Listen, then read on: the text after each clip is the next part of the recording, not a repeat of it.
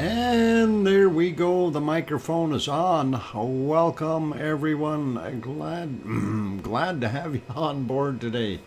Boy, I can't even talk. Actually, I haven't talked to anyone today, so that's probably why. First time I'm using my voice. So anyway, didn't even yell at the bunnies or nothing. Actually, I did talk to the bunnies this morning, so. Thank you for the welcomes from JB, and Sue says, hi Doc, I hear you. Awesome. And thanks Kevin Haynes, and we'll get at things. So yeah, I was trying to find the right file for some archived footage of Siggy Fisher, and I think I pulled the wrong file up there. And Sharon Stewart says, I hear you, Dr. Fox 2000. I think. Anyway, you sound stuffed up, Doc. Yeah, I actually, once the snow starts melting, it gets that way. Actually, I tried to blow my nose just beforehand here. Didn't want to blow it too hard. If I do that, I end up with a nosebleed. So, yeah, I am a little bit on the stuffed up side. That is for sure. So, we'll do what we can. And pollen and snow mold, Juliet. It's something we get up here, snow mold. It happens this time of year. Once the snow starts to melt off, the layers underneath, it is one of those things, and it happens. It happens every year. You know, some years are better than others, especially when it's slow and melting. That's when it really does take effect. It's like when lava sneezing. I don't know. Sometimes it's if it kind of melts and then rains right away, everything is good because the rain will wash it all away. But as far as right now, we still have plenty of snow on the ground, and temperatures are still somewhere around minus 13, minus 14 degrees Celsius at nighttime. So the ground is good and frozen yet, and we won't get everything melting really quickly. Anyway, let's get at the show. First person in today was Tom and that wet Pepper. Pepper ran in so quickly, Henry just about got knocked over. And Tom and Pepper get the cookies and the bones today. And not fair that geese can fly, Doc. Oh, sorry, Pepper. It's unfortunate that geese can fly, but you're not supposed to be swimming after them anyway. Oh, anyway, let's get at things and say hello to everyone in here, and we'll start out with saying hello to George Coteau, and also Sharon Stewart and JB and Juliet, and of course Tom and Pepper who got the cookies. One Fish 26 is in the house. Welcome. Henry Nelson is here. Did I say Juliet? I think so. Echo, echo, echo the bot, the bot, the bot. Echo the bot, echo the bot. Echo the Bot is here. Kevin Haynes and Sue Hayes, and who else we got? Juliet again. Juliet talks a lot. Yeah. That's perfectly fine, Juliet. I'm just kidding, okay? You're welcome to do that, and that's exactly what the chat is for. And don't want to give anyone a complex. Actually, I prefer if I could talk less today. It would be nice. Let's see, who else? I'm scrolling up here looking for more names, and it's all the same people chatting. JB, Tom, Sue, Sharon, Echo, Kevin. Going up here looking for others. Who else is in here? Grandma B, there's one. I haven't seen that one yet. Welcome, Grandma B. Good to have you on board. Lizoid is in as well. Good to see you, Lizoid. Hope you didn't get stepped on the way in. And let's see, who else we got in here?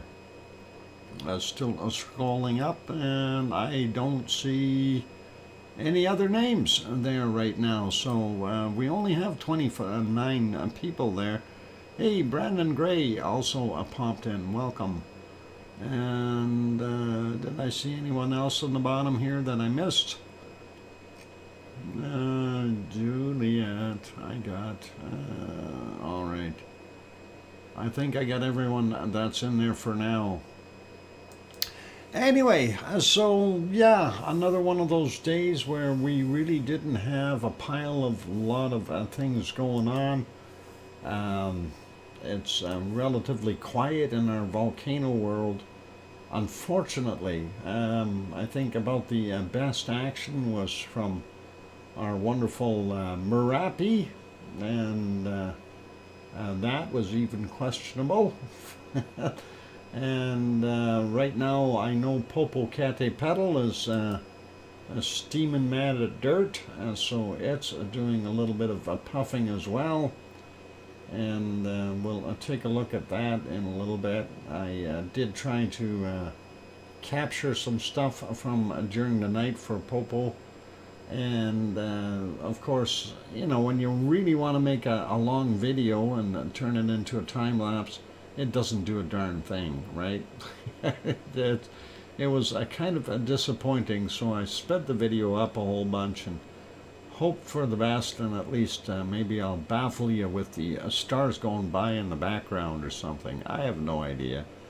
We'll take a look at that in a few minutes.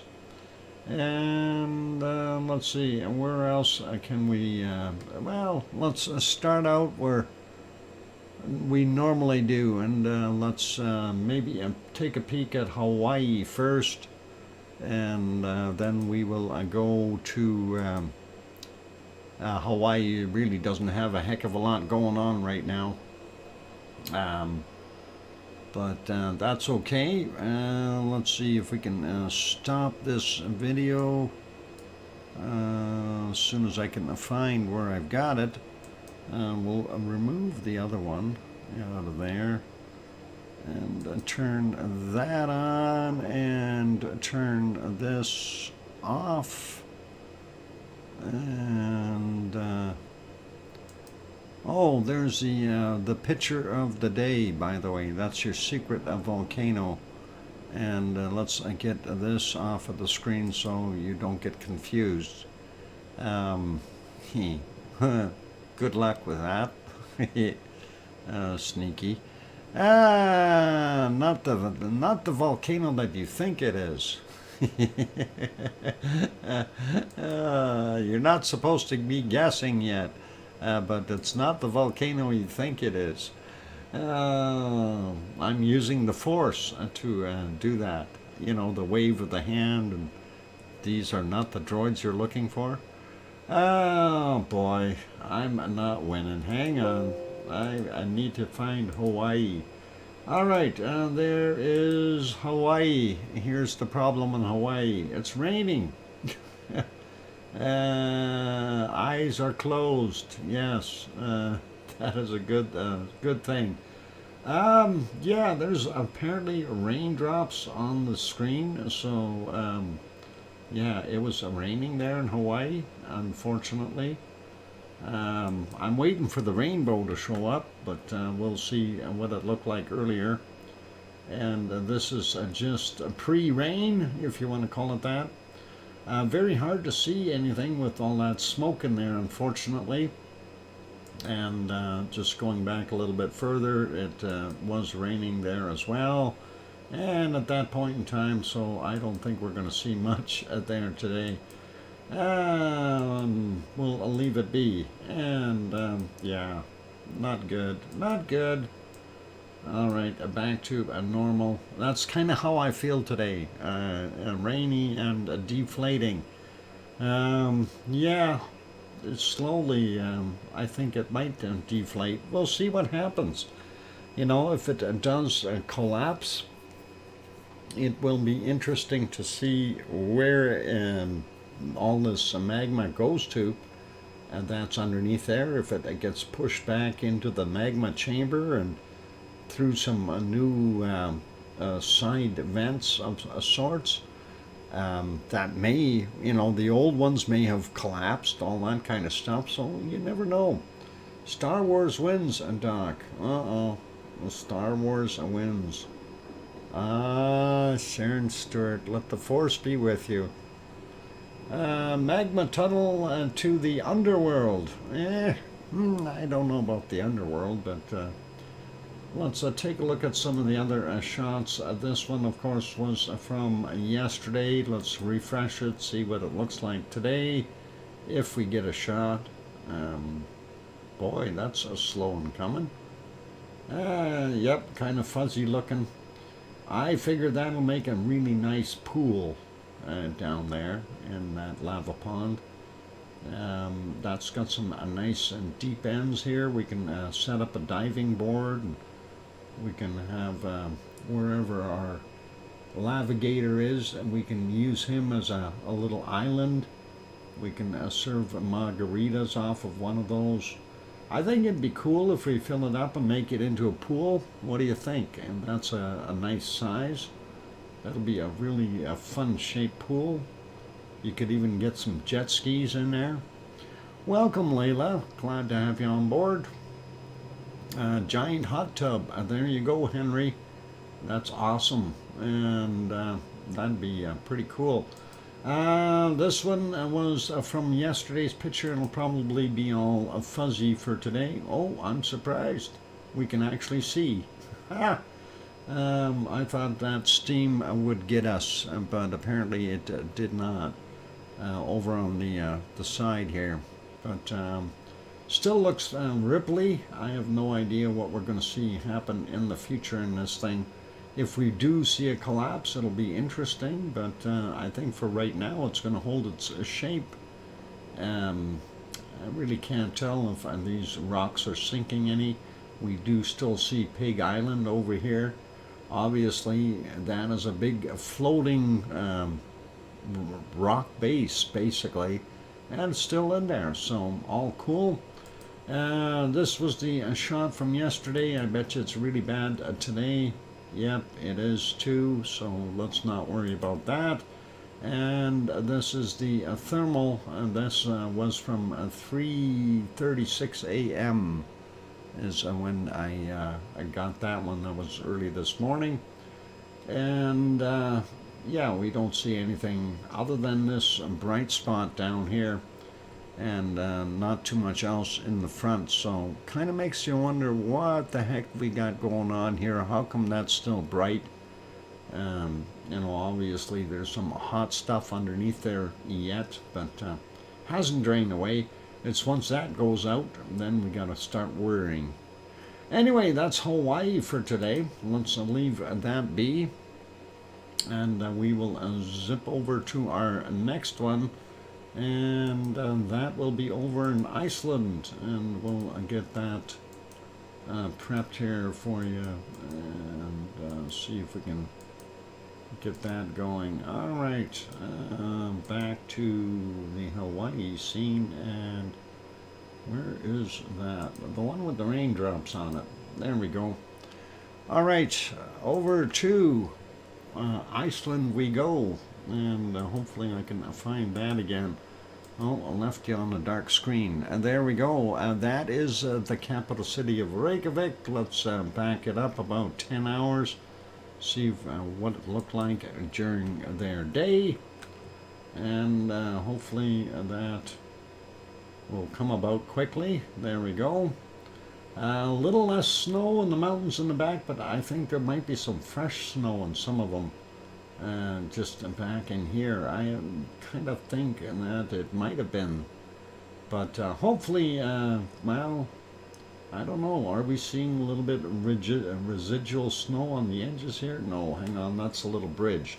Never mind. And that's a little white dog with a human. The white dog walking is human. All right. That's what we're seeing there. That's not bad looking for Reykjavik. And of course, that is at 13 minutes after 1300 or 1:13 in the afternoon. Let's put it back on live, and we will go over to our next screen. You can see the don't hit me beacon going by. There it is. And of course, we are at the Perlin Center. That's where the cameras are mounted, these two anyway. And backing up about 10 hours and taking a look at what that looked like. I don't know, I want to call it a fair day. It does look dry out there, so not bad. We do still see our private jet still parked right there on the tarmac. And ocean looks relatively quiet, nothing too major. So we'll leave that one be. I still see Kalir over here, so it hasn't disappeared off of our volcano maps.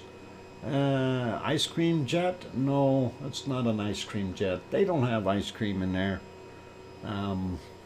Those guys over there, they sell hot dogs. Icelandic hot dogs. Yummy. Let's go to this shot, and of course there you can see the lights of Reykjavik on the side, or sorry, Grindavik I mean, and of course the two radio towers there for the Navy, and you can even see the beam go by from the lighthouse, which this camera's fairly close to. And of course there's the power plant and the glow of the lights of Reykjavik in the background there. If we back that up about 10 hours, get a quick peek at that, and that should be good there. Come on, there we go. And yep, we can see the steam geysers still geysering, and this other one here in the front is not doing so well. It's very low in output. Wintertime we notice it quite a bit more, but right now the main one is that guy, and of course the other one that they're using is capped off here for the power plant, and that's all cool. You can kind of see the houses over there, and if you look very carefully you might be able to see the radio towers, but I don't see them. And right there, the top of that little rise, that of course is our wonderful Ragnar off in the distance. So there you go. And we'll leave that be. Hey, EC is here. Welcome, EC. And Thor is also on board. Welcome, Thor. And it's for Siggy. It's a Siggy's jet. Anyway, that's what it looks like in there about 10 hours ago. If we move it ahead a little bit, it really didn't change all that much. That's about 5.5 hours ago roughly. And then of course as we watch the sun go down, it got a little darker there. You can see the radio towers now and the lights over at Grindavik. And yeah, the power plant lit up. So kind of cool, but not much happening there. Let's leave that be. We'll make that one smaller. Go to the next one. This one you can't see at all because it's probably bad weather there. Let's go back 10 hours and see if we can see Katla. And no, we're not going to see Katla. Kind of bad weather and very windy by the looks of that camera shaking. And yeah, Katla is typically underneath here, the ice mounds, and not seeing it. And let's see if we go ahead a little bit or back a little more. I don't know if we can see it at all. We'll try right there. This is about 11.5 hours ago. No, too much cloud in there. And we go ahead and back to about 9 hours. So yeah, Katla normally in the background here, the big ice pile, we don't see it. So that's kind of it for there. We'll not worry about that one. We're going to go to our next thing, and of course that is having a look at our harmonic tremor chart. And that is actually kind of a nice looking chart right now, because if you notice, it is on an upward trend. So I like that. Keep going up. Just keep going up.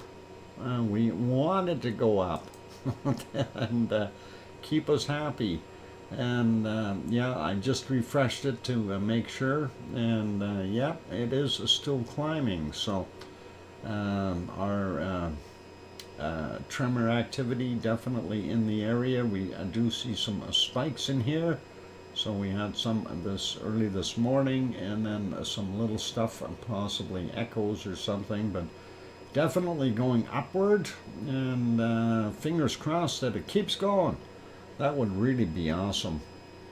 And let's take a quick peek and see if Astia is working.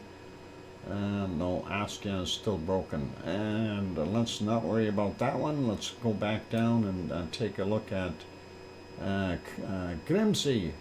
Grimsey, of course, the northernmost point there with the sensor on it. And yep, it went up and back down and now holding steady. So let's consider that to be quiet up there, and steady as she goes.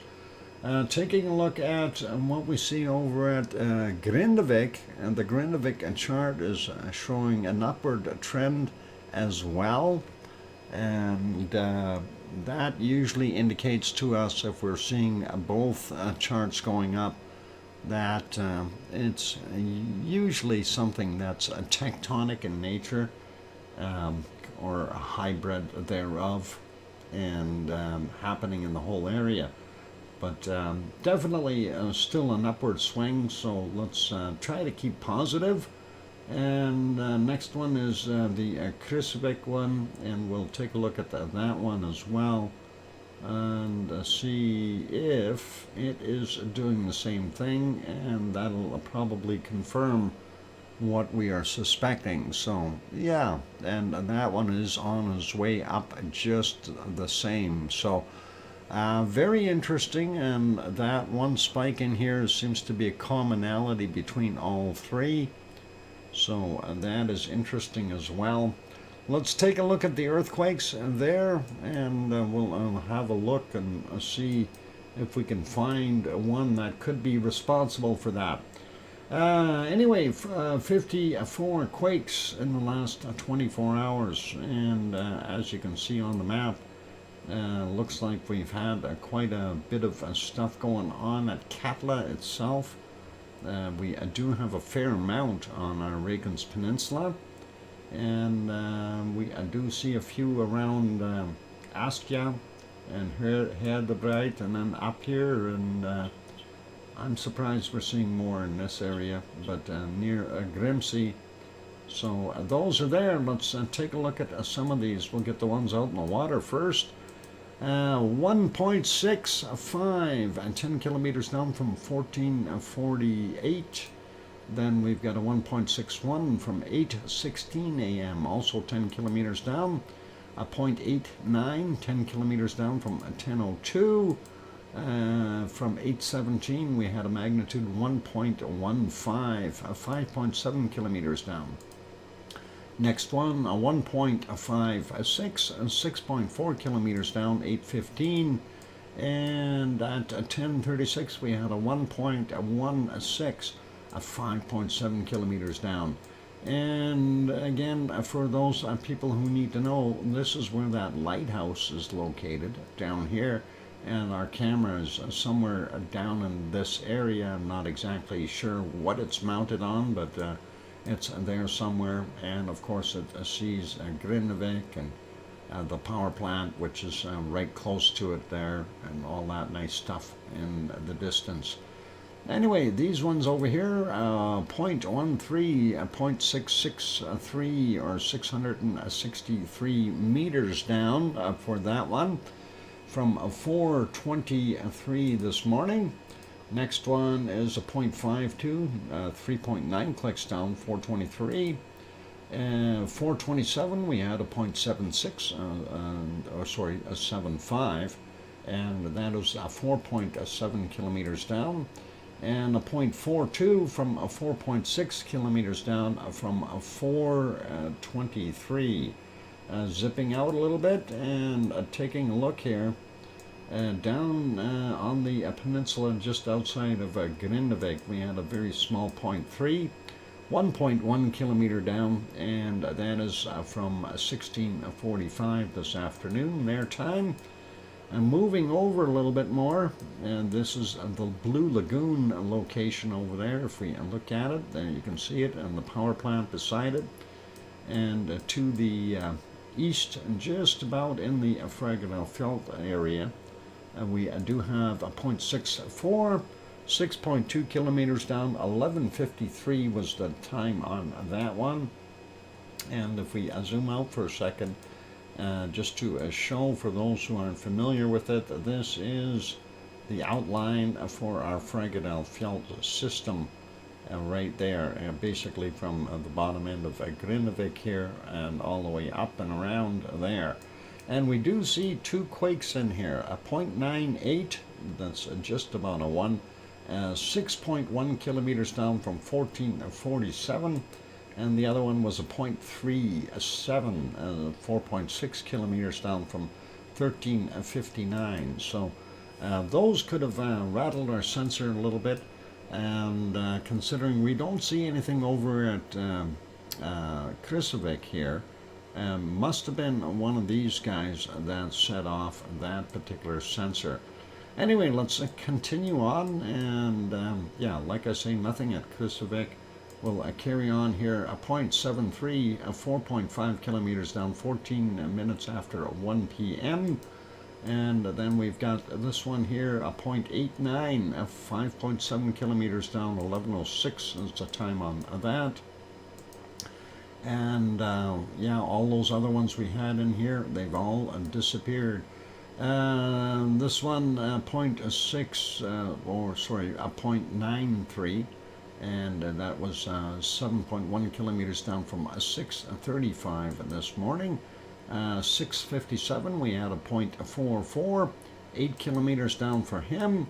And then we've got a 2 here, 0.53 from 5.7 kilometers down, and that came in at 10:14. The other one, of course, is the latest one from 21:59, and a 1.2 in magnitude, 5.6 kilometers down for him. Sliding out a little bit, looking for other stuff. Let's go up north a little ways and take a look here. From 23:32 yesterday, a 1.38, 5.8 kilometers down. And the other one also from yesterday from 23:43, 1.03, 5.4 kilometers down for him. Zoom back out and take a look. This is Hekla over here, and we see this 1 in magnitude, 3.2 kilometers down from today at 21:21. And then we get over here and we see this one is within the bounds of Eyjafjallajökull, and that is from 1847. Magnitude is 2, and it is 10.4 kilometers down. And then we got a 0.3 here within the confines of Katla, 5.8 kilometers down from 2009. And next one is that larger one, 2.78, 135 meters down, surface quake roughly.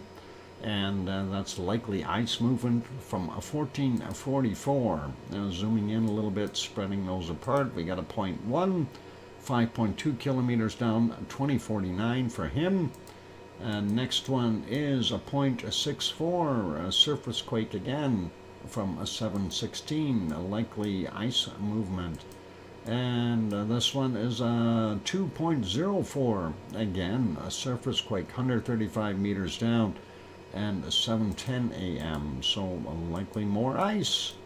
Same thing with this, a 1.56 from a 7-Eleven. And you can buy those at 7-Eleven, 1.56s. A 7:38, we had 0.72, and again a surface quake. Thank you, Tom, for that 5-minute warning, by the way. And so that is what we've got going on at Katla. Nothing too outrageous. This one, this Hofsjökull, if I said that right, 1.8 in magnitude. That seems to be a surface quake as well, from 2:46 a.m.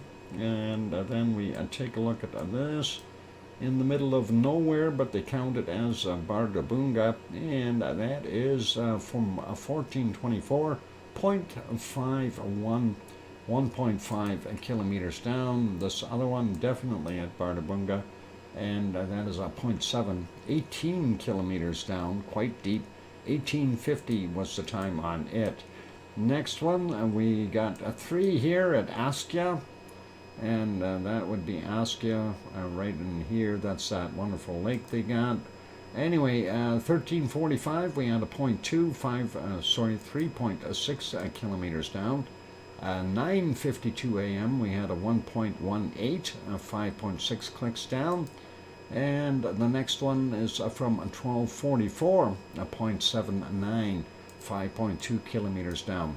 Sliding over a little bit more to the southwest of Herdebreit, we see a 0.21 from 3:37 in the morning, and that is 8.7 kilometers down. And to the southeast, a 0.38.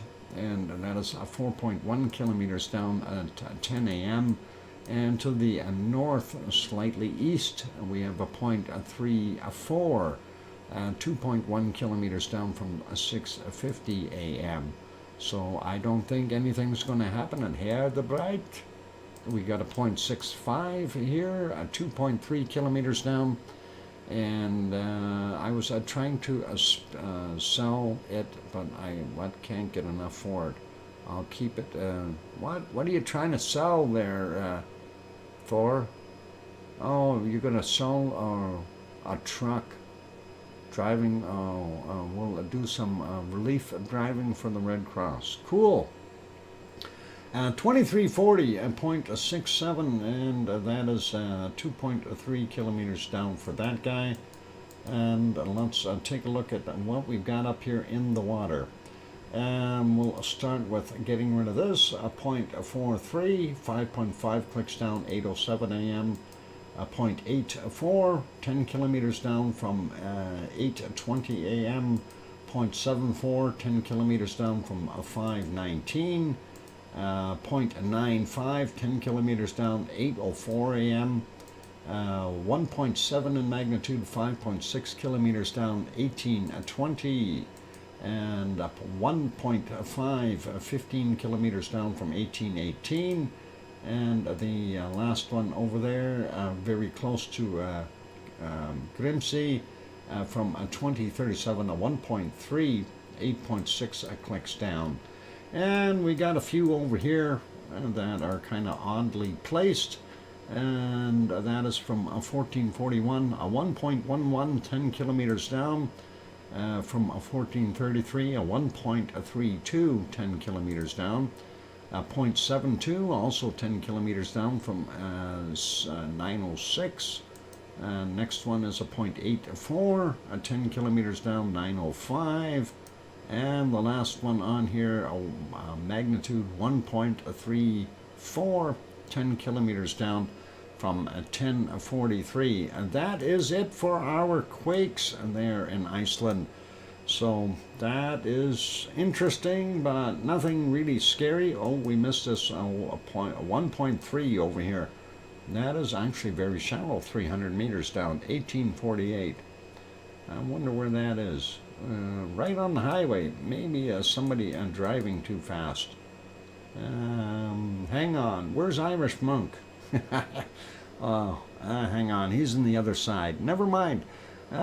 He's still trying to get his truck out of Bardabunga. So that's okay. Anyway, we'll leave it there. We'll put you back on to some lava flow if I can get that video turned on. And I'm going to see if I can find a little bit better spot in that video, because that's not very good stuff. I know it's glowing and everything, but not really showing any lava. I need lava. The significant temperature changes on the Uh-oh. Earth between... I hear noise too. I killed that. Maybe I'll just leave it on like that for right now. And we'll throw some music on. And of course, we all know where that is. So we can dispense. We'll turn that on. All right, for those good people who are here, if you haven't hit the like button yet, please help us out. And that always does help. And welcome, Full Circle, Florida. I see you snuck in there. And good to have you on board. And yeah, for those people who have not yet subscribed, consider subscribing. And I will hit the music here. And hey, hi to Larry as well. Welcome, Larry. Here we go. I'll be back in 5 or 6 minutes. Going to take that break. Don't go away.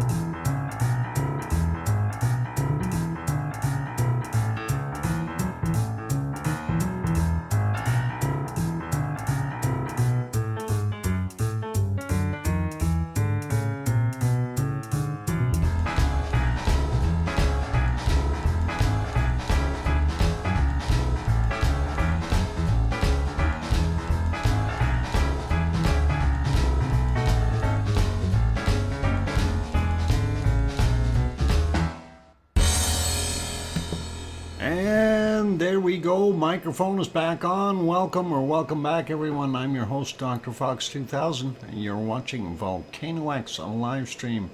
Thank you, Sue, for the welcome back. And let's see, a Force Sailor popped in. Welcome, and glad to have you on board.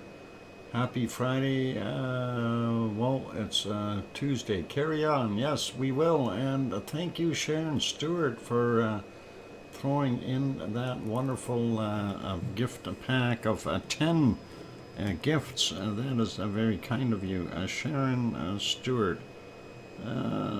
Just writing that down. Gifted 10. That is awesome. And thank you very kindly, and congrats to Cynthia and Brutal Avenger and Gabby and Birdie Num and Dylan the Deason and let's see, who else? Jason Slater and Juicernaut. And I don't know if that's all 10, but looks like 7 so far. I'm sure that a couple more will get handed out there. So make sure that you have, when you see that thing up top there in the chat, make sure that when you click on it, if you're not a member now, click on that chat, the gift box, and turn on accept a gift membership. And hopefully you have, everyone's got theirs on, but that'll be cool. So congratulations to those that have won that, and thank you very kindly, Sharon Stewart. That is awesome. Okay, as you may have seen, yeah, super happy to do it. Thanks, Sharon. You guys have probably seen I put something on with a little bit more lava visible. I needed lava. I need lava. If we don't have any lava, we can't continue on. Anyway, we do have that on the screen now, so obviously still the same location, just a different video. And this one was actually from the what is it, the 12th of August last year. So we need that lava dock. Yep, that it's a must. We need to see it splashing. It's just the way it is. Just the glow is, you know, that's for desperate times. But if we can watch some lava splashing up and down, I really do appreciate that a little bit more. So anyway, speaking of splashing and things, let's pause that. Look at that. That is just nice. We can stop a volcano in mid-tracks. Lovely, lovely lava. And we'll carry on and go to our next locations here. And of course, that'll be over to the Azores. And a quick peek. Nothing really super happening on St. George. That is the island we're on. And this is one of the little towns right here in the harbor. And you can kind of see the lights over in the distance. It's not great weather there in the Azores, and that is Pico Island over there. And if we go to the other shot here, of course, this is the little cove we look at to see how much white water is coming in, to see how rough the ocean is. And it's fair right now. I do see some white water there, but I still wouldn't go out in a little boat, so don't do that. Anyway, let's pop over to the next shot here, and of course that is the map, and looking for earthquakes. We don't see any earthquakes for today listed for São Jorge. This map is only for São Jorge, or São Jorge, if you say it in Portuguese, right? George, or Jorge? If I said it right. I hope I didn't butcher it too bad. Anyway, the other map, of course, is this one, and I will refresh it, and we will see there are some quakes in the area. That's why I do want to bring it up. And right there's one of them 5 hours ago, 3.4, 10 kilometers down. And that is from 1834 UTC or GMT. And that is a little ways away from Fayal Island. Terceira over here, 21 hours ago, we had a 2.5 surface quake. And I'm not sure if that's right on the island. Yeah, it is. It looks like it. For those who aren't familiar with that, there's Terceira, the volcano. And there's where it happened, right on the road. And I wonder if somebody dropped their donkey cart or something. Too bad we couldn't see. But happened right along the edge, ran into the guy's fence or something. Anyway, that is what we got there, and surface quake. Next one is this one here, 4 hours ago, 2.7, a surface quake as well, from 1915, and that is what we've got there. So let's not worry about those, but I just wanted to bring those to light. And of course, if we back that out just a little bit more, you can kind of get the bigger picture of where the Azores are actually located in the central portion out from Portugal. And Canary Islands are down here. And of course, Portugal and Spain, France, England, Ireland there, Iceland up here, of course. And there is Sue over here in Cole Harbor waving back at us as we wave to her there in Nova Scotia, and that's Newfoundland and New Brunswick and that area. So all cool, and that is pretty awesome. And we will carry on to our next one now, and we'll go over and have a look at see what the heck Popocatepetl is doing. Popocatepetl is being dirty right now. It's throwing out a bunch of ashes, and quite a big plume at that. If we go back a little bit, we can see the start of that. It was already ejecting a bunch of material, but here's the new plume. And that happened just a few minutes back, about 4 minutes ago. So you can see it really blasting out for a change. And of course, I'm advancing it 5 seconds at a time. It's still relatively quick. And is that snow? Yes, Henry Nelson, that is. That white stuff on here, that is, no, it's not snow, it's icing sugar. The Mexican people like going up and sprinkling icing sugar up top there. It's snow. Oh boy, you should have seen it earlier. You could have done some fantastic ski jumps. But anyway, no, not Coke. No, they wouldn't do that. That'd be a lot of Coke. That's very, very expensive, and I don't think we want to go there. Anyway, nice to see it is getting more eruptive, and it seems to be picking up the pace. This was at 1711 a little while back. It was doing its thing then. Even if we go back a little bit more, you can see at 1621 it was working away, and you know, even going back a little bit more here at 1415. It's almost like it's getting ready to be going continuously, and it's interesting to see that it's taken a while to clear the pipes, but it is doing its thing. We didn't see too much earlier in the morning, but let's see, there were a couple little spots, but a fairly heavy off-gassing anyway, so that's kind of what we had going on. And let's see if we can go back a little bit further here, right around here, and there we go. Kind of gives you an idea of what it was doing. And this is the golden hour. There you can see all that snow on it, and isn't that pretty? Yep, that is very, very snowy. So pretty awesome. And actually, that snow was pretty thick because earlier they did have an eruption, and it just seemed to kind of topple and flow right over top of that snow. So very, very cool. And let's see how far we can go back here. If we have any more puffs, I can go back right to where it just turned to color. So that was just before 6 a.m. That was the last one they had there.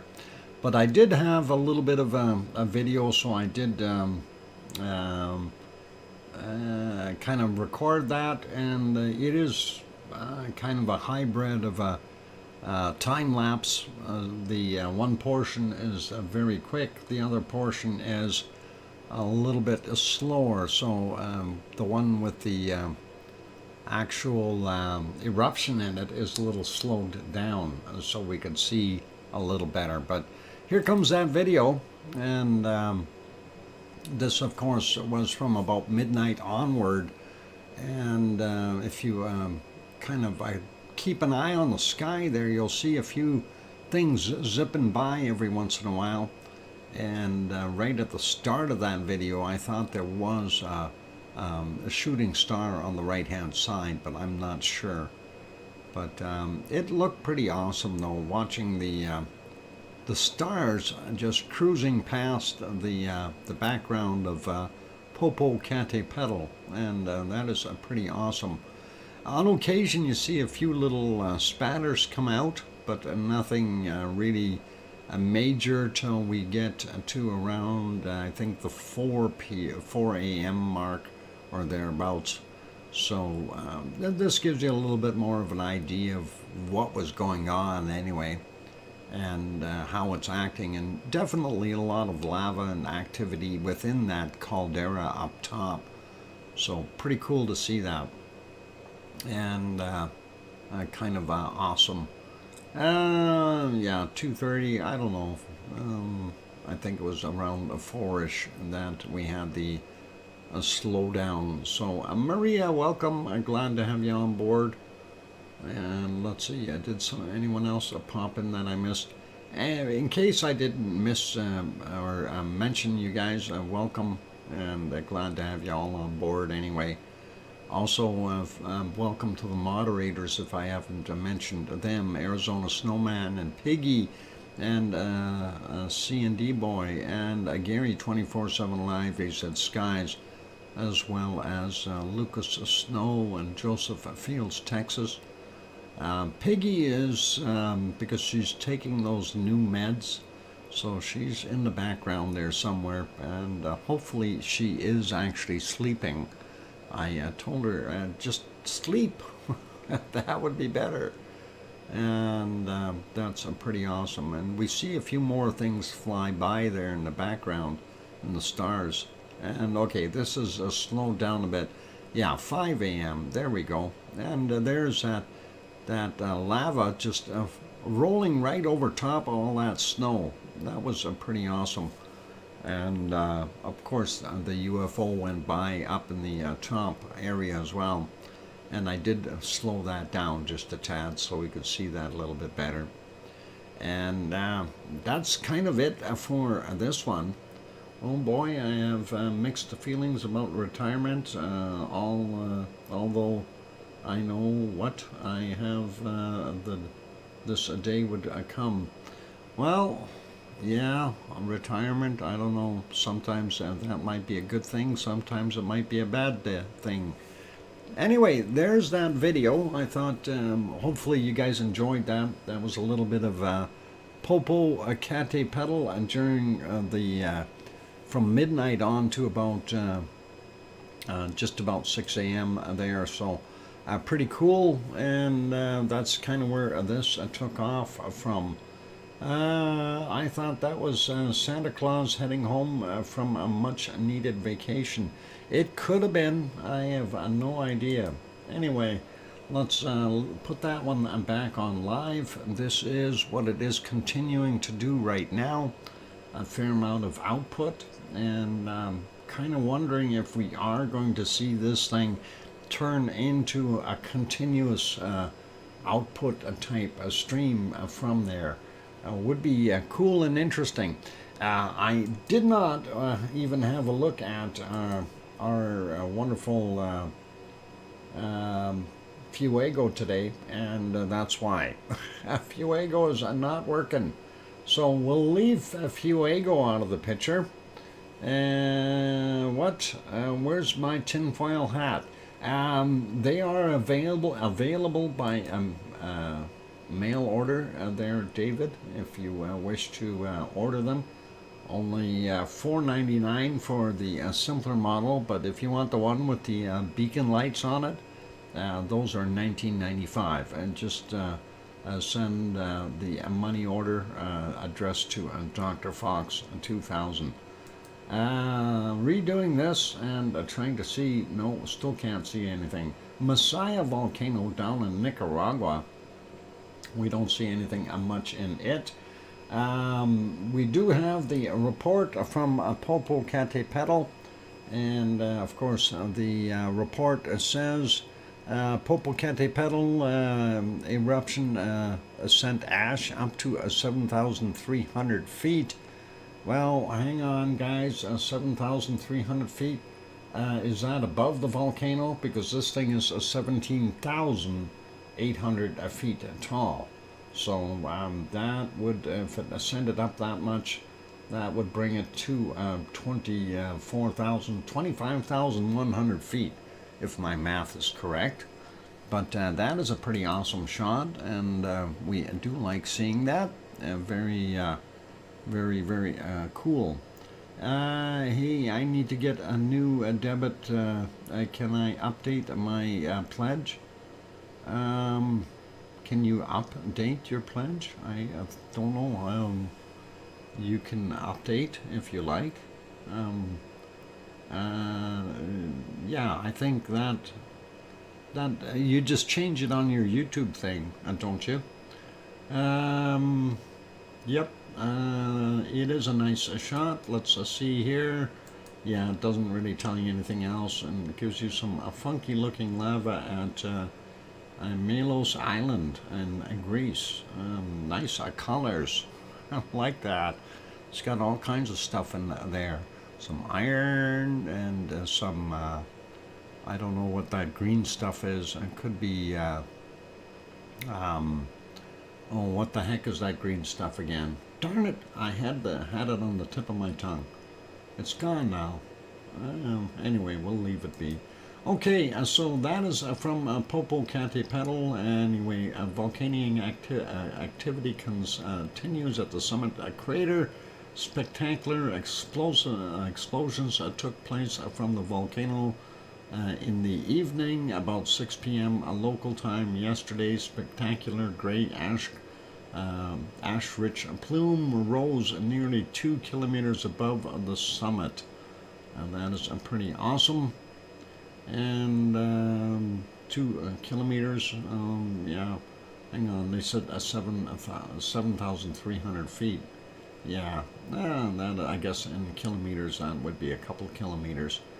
And really cool. So yeah, lots of emissions with water vapor, gases and ash were emitted over the last 24 hours. The interval activity represented 129 minutes of low amplitude volcanic tremor, or yeah, so it is continuing to do its thing. Very cool to see, and I'm glad Popo is cranking it up for us. And let's go to the next one, and that is Villarrica in central Chile, and series of paroxysm going on. And of course we can see by looking at the graph here, we at least 120 meter high shots out of it. So vigorous lava fountain from two vents summit crater continued on March 26th. The activity remains essentially unchanged at elevated levels, and another lava fountain episode, classic as pyroxysm, and occurred from the two vent summit on the 26th of March, saying surpassed 100 meters, 120 maximum. And looking at the graph here, yeah, that's about what we're seeing on there. So that's actually pretty good representation, and yeah, right in that mark. So definitely beyond 100 meters. So very, very cool to see that. What else they got in there? No, that is in Indonesia. That's not the same one. That is a Tanger volcano. I'm assuming that's a Tanger. This looks like just a little baby cone. Cute though. I'd like to have one like that in my backyard. Look at this one steaming. Maybe that's Tanger. All right, let's leave those be. And it is break time, you guys. So let's put you back over here on the wonderful lava, and let you enjoy that. After the break, we will have bacon seeds, of course, and then we will try to figure out what our secret volcano is. And now remember that that shot that we had, it kinda looks like something here, but just think about Hawaii, okay? Please. That might help you a little. Oops, that's a hint? Or is that not a hint? Or is that a misdirection? Anyway, for those good people who are here and that's seen that photo already, you can enjoy it. And I'm going to go take a break, you guys. So watch the lava and enjoy that. And for those good people who are here, if you have not yet hit the like button, consider hitting it if you're enjoying the show. And Maria, yes, I'm sneaky. Everybody thinks that you know, they know all these things. Sometimes they don't, and things look alike. Turned off. Okay, turned off. Where are you from? And let's see what is going on here. Where are you from? Turned off. I'm just curious. I see you've been on YouTube for a while. Central Texas. Okay, Central Texas. Cool or hot? Yeah, maybe hot there now. Anyway, all right, I'm going to go for a break. Don't go away, you guys, and enjoy the show. I'll be back in about, I don't know, 5, 6, 7 minutes, something like that. Here comes some music.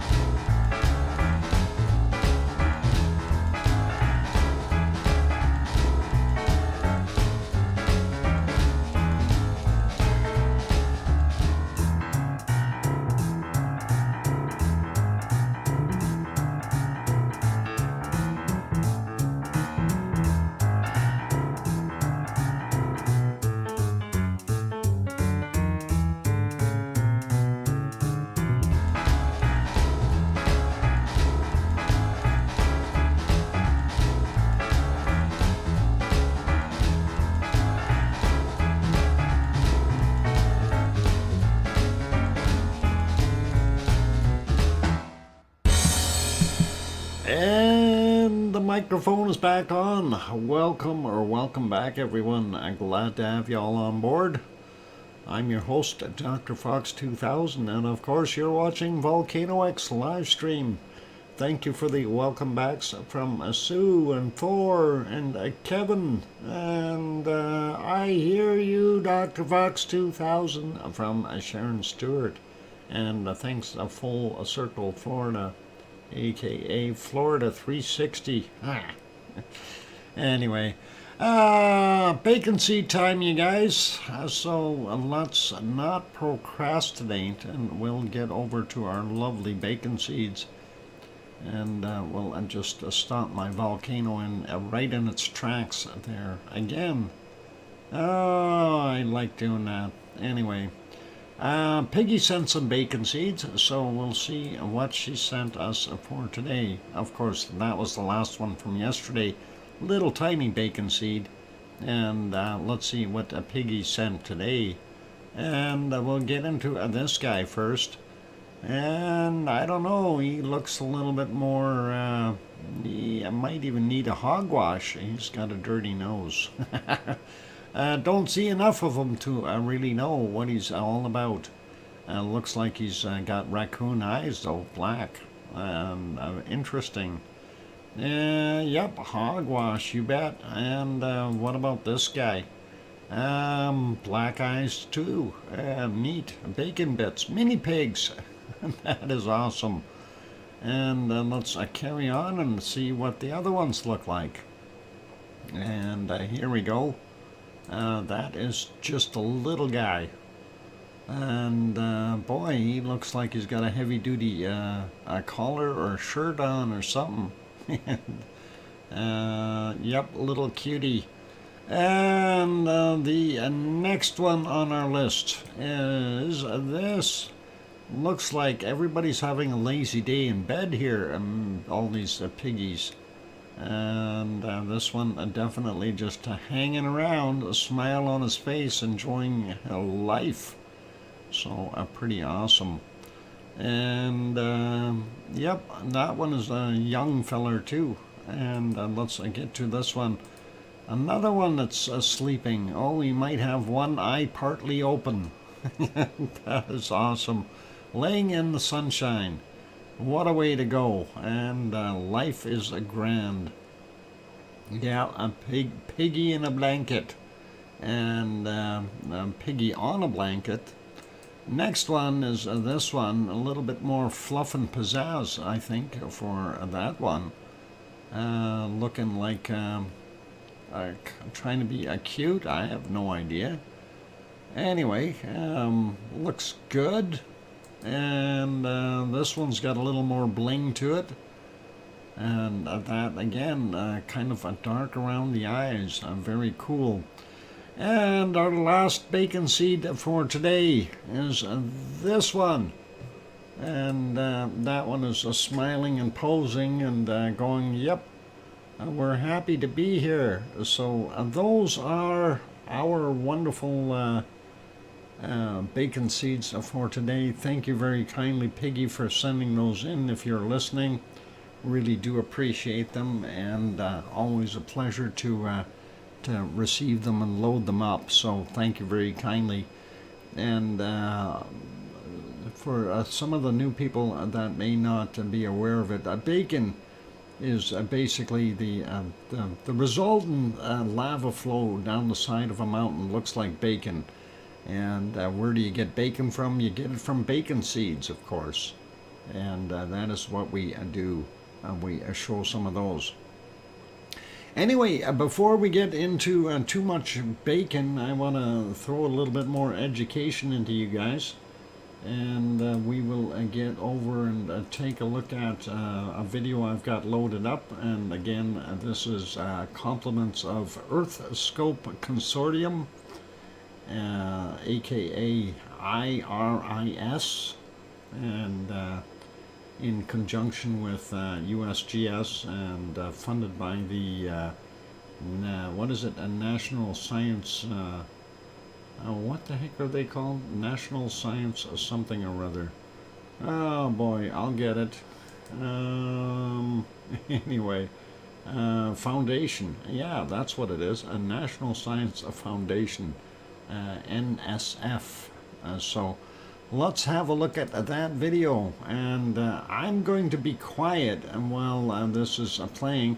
I've got the volume cranked up on the video, and it is a little bit on the quiet side. So just to let you know that. It starts out with a very heavily accented African lady talking, but it does change to someone that is a little bit more North American, if you will.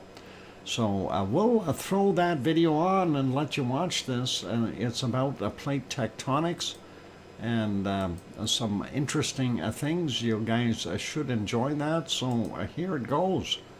And National Science Foundation, yes, NSF. It is one of those things. Anyway, here goes the video, and I'm going to be quiet.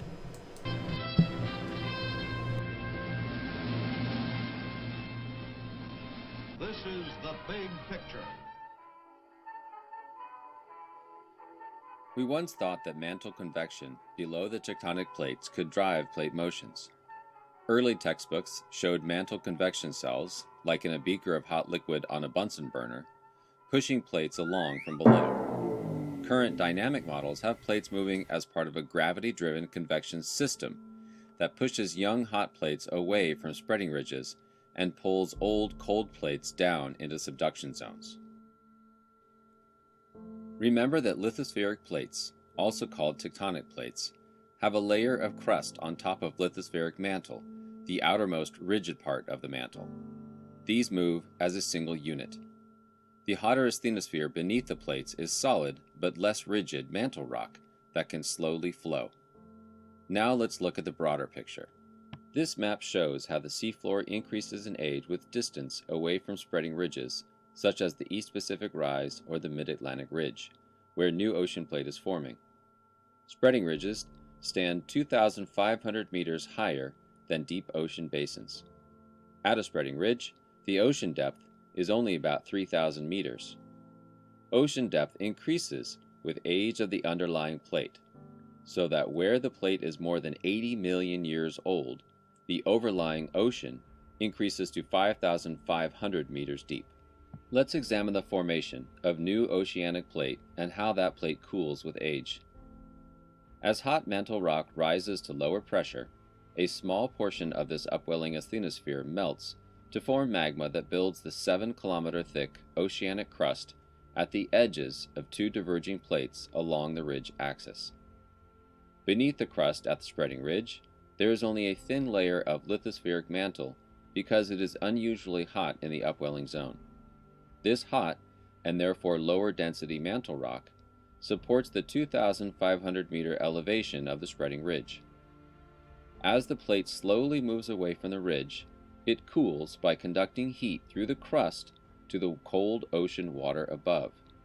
At the same time, the underlying asthenosphere cools and adds to the bottom of the lithospheric plate.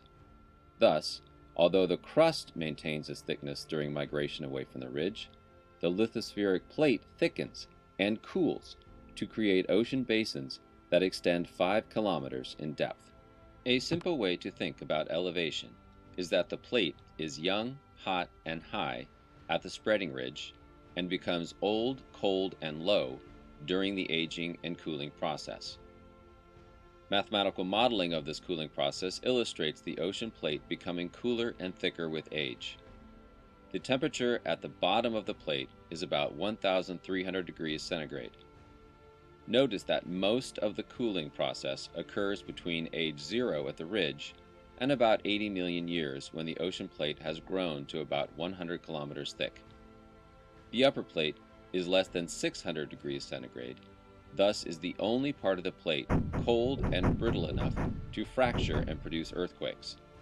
Though still rigid, the lower plate is warmer and can deform in a ductile or plastic fashion.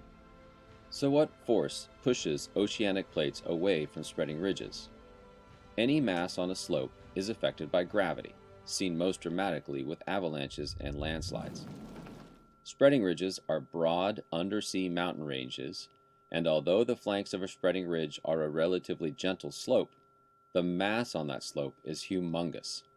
The force of ridge push is zero at the ridge, but increases quickly with distance and age, pushing the cooling and thickening oceanic plate away from the ridge. Now what about slab pull? We will consider a 30-million-year-old oceanic plate, which we'll call a slab, subducting at 5 centimeters per year into hotter asthenospheric mantle beneath a continental plate. As the oceanic plate subducts, the warming process takes many millions of years as the slab descends. The deeper part of it is continuously replaced in a conveyor belt fashion by a cooler plate from above. Mathematical modeling again illustrates the temperatures within the subducting oceanic plate. In this example, lithospheric mantle rock in the subducting plate at 150 kilometers depth is 1,000 degrees cooler than the asthenospheric mantle at the same depth. The cooler temperatures mean that the density of rocks in the subducting slab is greater than the density of the hotter asthenosphere. While gravity pulls down on all rocks, it pulls down harder on more dense rocks. This enhanced gravitational force on the cooler and denser rocks in the subducting plate is the slab pull gravity force. Earthquakes, including great megathrust earthquakes, occur on the shallow part of the boundary between the converging plates and within the shallow parts of both plates near that boundary. In addition, there is a zone of rock cooler than 600 degrees Celsius within the subducting plate that remains brittle and within which earthquakes can occur to depths of hundreds of kilometers. Observations of interplate earthquakes and other indications of stress with tectonic plates suggest that the slab pull force is usually larger than the ridge push force. It is noteworthy that fast-moving plates, like the Pacific Plate, generally have a fast spreading ridge pushing on one side while the subduction zone pulls on the other side. In this big picture view, we see that lithospheric plates are part of a planetary scale thermal convection system. The energy source for plate tectonics is Earth's internal heat, while the forces moving the plates are the ridge push and slab pull gravity forces. Okay, I've got my microphone back on. Hopefully we can turn that volume back down. And yeah, that wasn't the, I was actually thinking of the other video that I looked at that I'm going to save for tomorrow. And it was actually kind of neat to see this. It is interesting to see the way the plate tectonics work, and as far as the convection occurrence, and as the other item there is you don't realize how cool the material is when it is subducting. And you know, having seen that it's only being somewhere around 350 degrees Celsius, whereas the material lying around it, if I get to the right spot here with the temperatures, yeah, somewhere, I think it was in here somewhere, and yeah, you can see that, you know, it's a 1300 degrees C, and this of course is already the asthenosphere. And I didn't realize that it didn't heat up enough yet, and the melting process is going on further down below, and that's kind of interesting to see that. So very, very interesting, completely interesting to see that. Welcome, BK, and good to have you on board. Yeah, so lots of neat stuff there, and of course we will show other ones in the future here. The thing was that I was trying to get at was throwing something in here that you guys could maybe catch on to, and see some of the differences of how things are happening. The one that I was actually thinking that I had loaded up was the one about the African Rift Zone, since we were talking about that yesterday. And I actually switched it out to the plate tectonic one.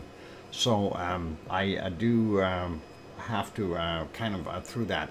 I never knew about the slope slash gravity thing. It makes a total sense at last. Yes, it is. And hey, Trek 15 got one of those memberships. Congratulations and welcome, Trek 15. And yeah, I'm glad that it helps out there, Sharon Stewart. And you know, the more of these videos we get to watch, the more education we'll have, right? And it's always quite fascinating to see. What I think is kind of neat is, you know, I always thought it was quite, you know, melty already when it gets down into in between the layers. I didn't realize it would be that cold yet, you know. So you know, if you want to dive down a little ways, you could surround yourself with a bunch of rock, and you'll be able to make it quite a ways down before you get cooked. Anyway, let's see where else we want to go. Since we were talking about bacon, we did want to kind of see what we can do about finding us some bacon real quick. And of course, the next place, Kano, okay, Kano, is that like a volcano, Sharon Stewart?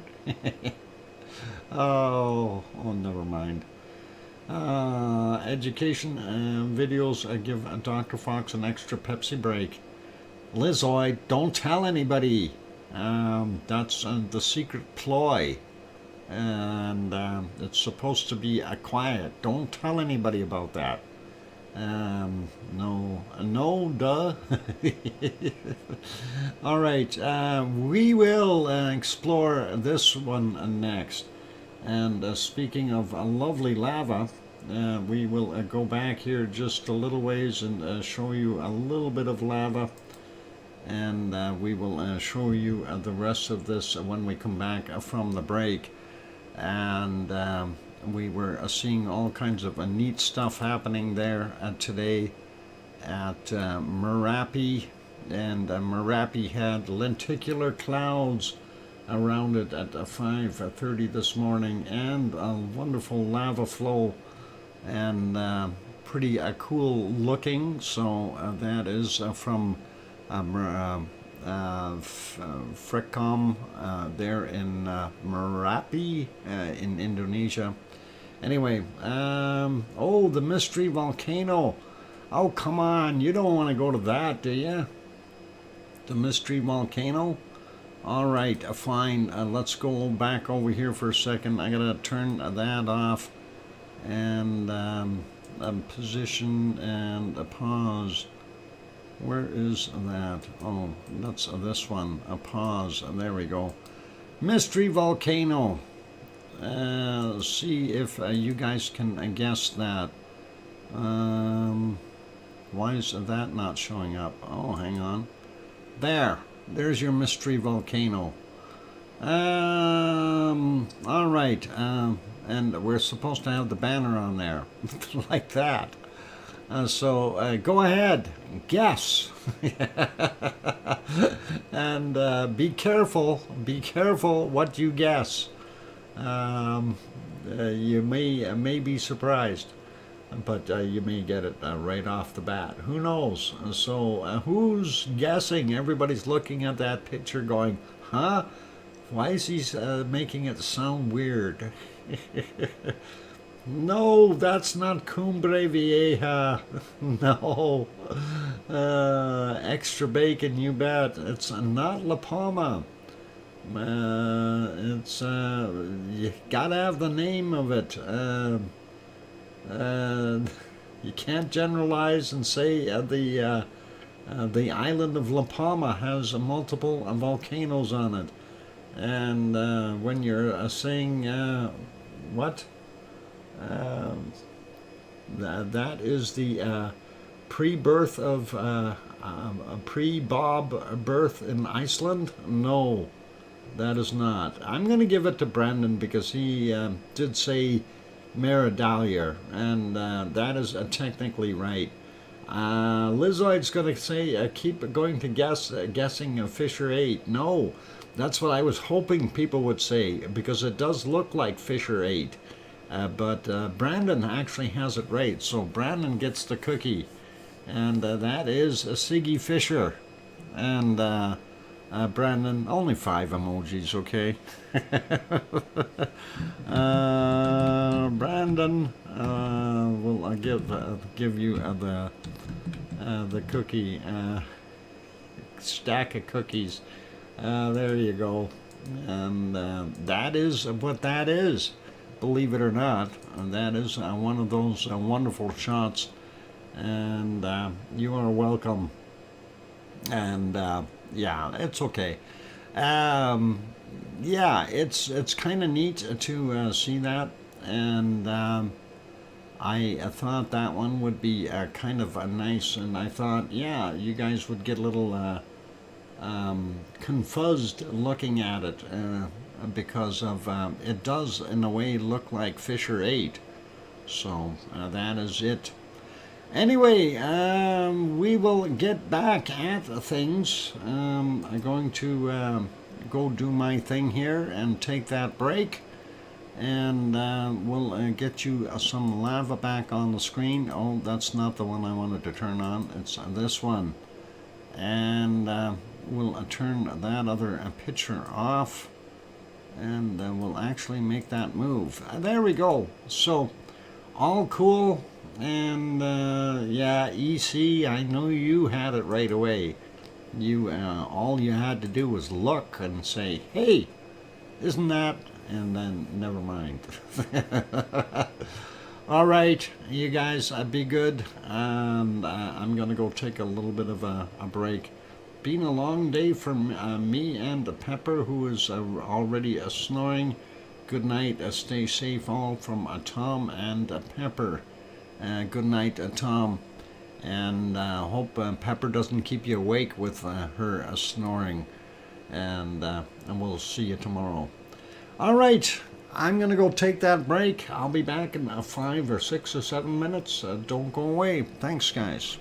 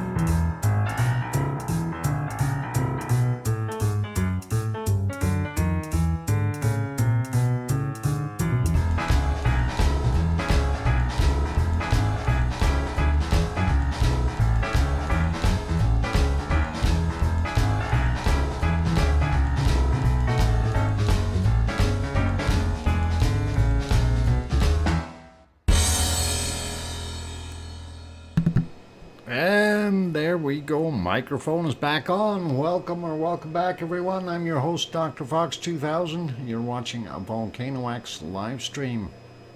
And let's see. We were doing all kinds of neat things here. And thank you for the welcome backs from Sue Hayes and JB and Kevin Haynes. And of course, Tom and Pepper are going to sleep, or Pepper's already sawing logs. Pepper had a hard day swimming, so that's all good. Anyway, let's park our wonderful lava here. And I want to just delete something. And there we go, got that deleted. And we'll stop that right there. Look at that. Thanks, Thor, and I Hear You, Dr. Fox 2000, by Sharon Stewart. Thank you. And I should use that as tomorrow's mystery volcano picture. What do you think? That looks pretty good. You guys will never guess that, would you? Never mind. We'll go to this guy. And we'll carry on with that lenticular cloud we were looking at up there on Merapi, and I'll let that play. And that was actually kind of nice to see the lovely lava coming down the hill. And I just want to mention Merapi actually had picked up quite a bit of the lava output during the course of the night. So there's quite a bit of activity from it. Yep, and definitely bacon, and there was a lot of it. So some of the other eruptions were actually quite heavy, with quite a bit of bacon, if you will. This particular one, though, was a lot more smoke up top as well, and kind of made a guy wonder, going, okay, what's going on? So it's popping a little bit. I'm wondering if it maybe broke open another event or something up there that caused some of that to open up. Anyway, we'll go back and have a look at, I don't know which one we want to look at first. There were multiple flows. Let's take a look at this one. This isn't too far back. This is 446, and there again, you can see quite a flow coming down the hill, and yes, indeed, bacon there is. So a lot of it going down the hill, and there's another blast, and it kept on pushing that lava down there. So very cool to see, and like I said, it did pick up its activity quite a bit, and that one looked like it was a little bit out of the normal path here, and sliding on top rather than in the actual valley that it's cut out or scraped out. So it's doing quite a bit from up in the top of that crater, and kind of nice to see that, and definitely progression as far as building itself into a more interesting looking volcano. Let's see if we have another one here. This one is about 3.5 hours ago, right around this area. And again, this is 417, a little bit earlier, and kind of cool to see. It starts out okay, fairly quiet, and there's the lava acceleration right in there. You can obviously see it. It's pretty obvious. Lots of material coming down in that particular eruption. So it's really getting very quick pulses in between. So that's kind of nice to see. And definitely this one definitely went quite far down the hill, so kind of neat to see that as well. And I'm kind of going, okay, is this thing really going to start pouring out some heavy lava? we're definitely going to have to be watching this over the next couple of days and see how far it really does its thing. And you can see some of those lava bombs are rolling down the hill quite far on this particular shot. And this wasn't the only one, so yeah, streaming bacon, you bet. And if we go back, and it doesn't matter where I go back to, it's just one after another, and you know, this I didn't even move it yet, and you see the next pulse of lava coming down already.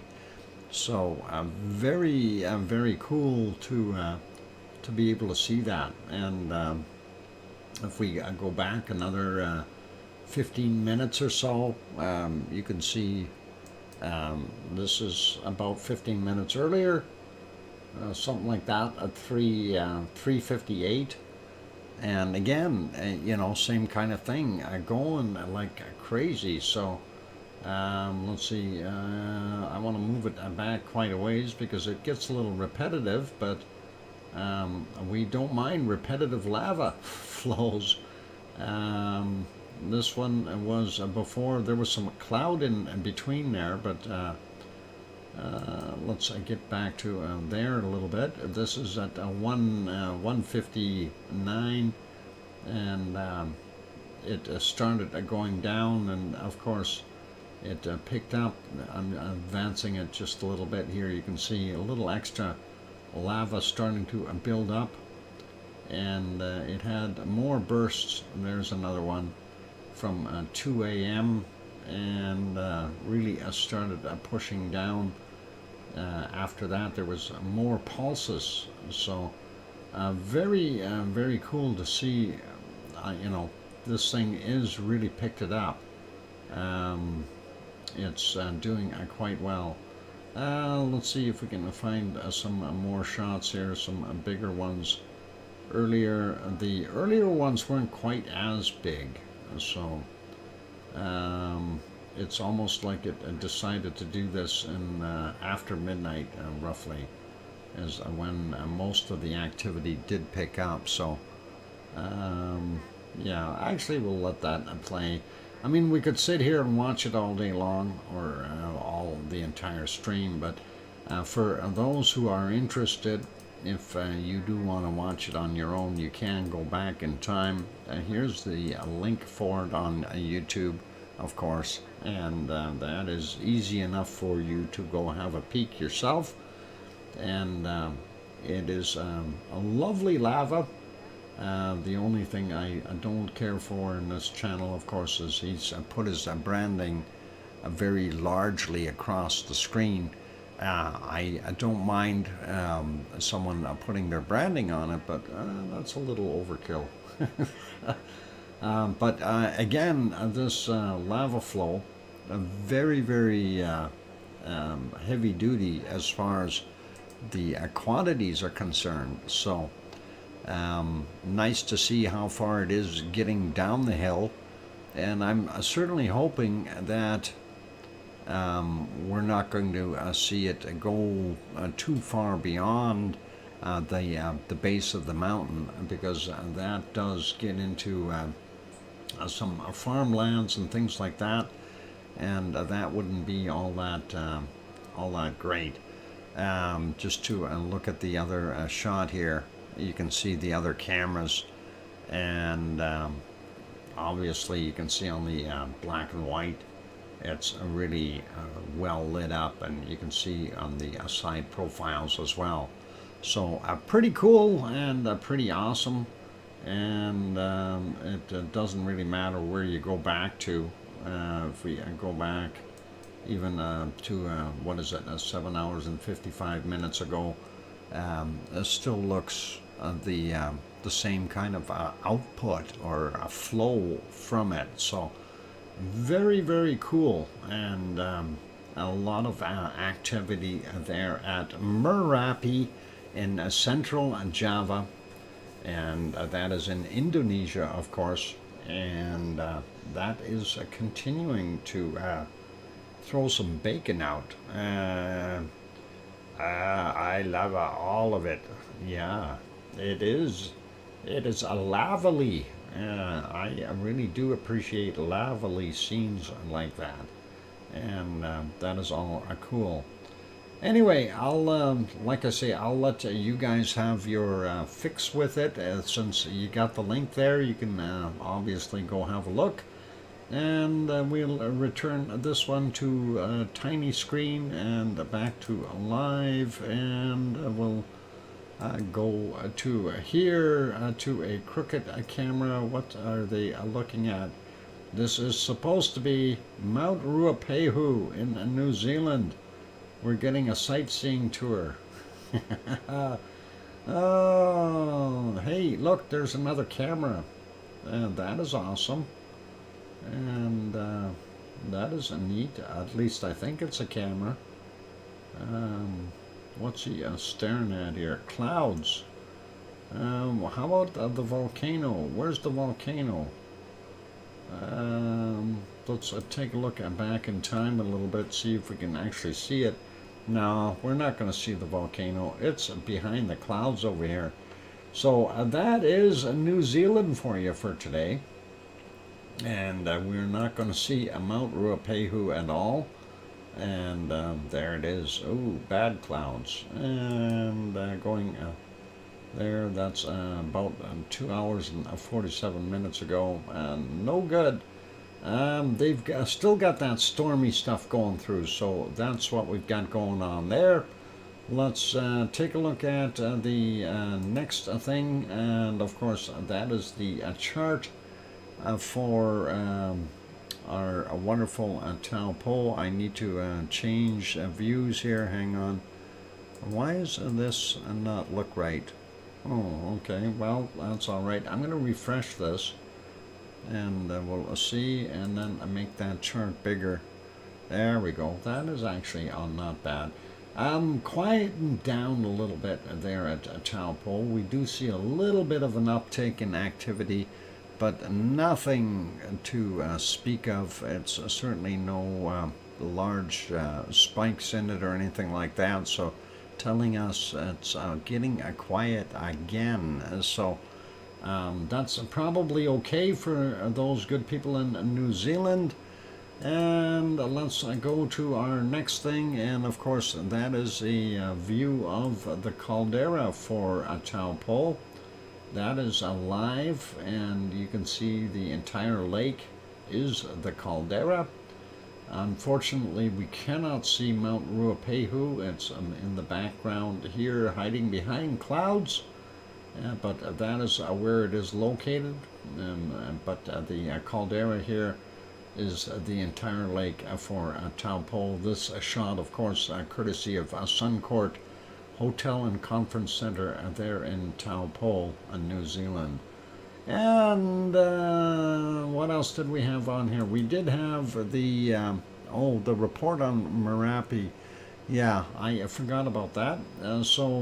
Merapi volcano, Java, Indonesia, a number of glowing avalanches increases, field report, and we've witnessed that. This is a lovely picture by Andy, and his real name is Addy, but he's thrown that one in there. Beautiful shot, and that definitely shows you how much lava we've got coming down at various times, and that is pretty cool and awesome. What else they got in there? Oh, this one was one of the pyroclastic flows, and that is on Merapi as well, and that is pretty cool. And yeah, what are they saying there? This is the area of the path, a thick forest covering the slopes of the steep stratovolcano that has been completely destroyed and removed. Yeah, the in the flow areas, mind you, those that hasn't had trees in there for a while, so them saying it's been completely destroyed, it's kind of a farce in that way. It's not been there for years and years. So Pretty cool. And let's see, and this is something else. Somebody taking pictures. Let's leave that alone. Let's see what else it said. Andy, our expedition guide and leader for Volcano Discovery Indonesia, is still on site and provides first-hand information about the intense activity at Merapi. It seems that the situation has gradually worsened over the last 24 hours as a number of glowing rock falls emanating from the southwestern lava dome has picked up. Okay, this presumably reflects continuing pressurized gas-rich magma under the surface, which accumulates into the dome, meaning more and more unstable hot lava material is prone to collapse and into incandescent lava blocks. Pyroclastic flows continue to tumble down along the southwestern, occasionally southern slope, reaching a length of about 2 kilometers from the summit. So that's what we've got there. This particular volcano, 9,737 feet tall, or 2,968 meters if you want to look at it in the other direction. And that is the report. Again, that is not a bad picture, so we like that. And let's leave that guy be. We will move over to, I just got to make these smaller again here. And yeah, I did that one already. Okay, move over to our next one.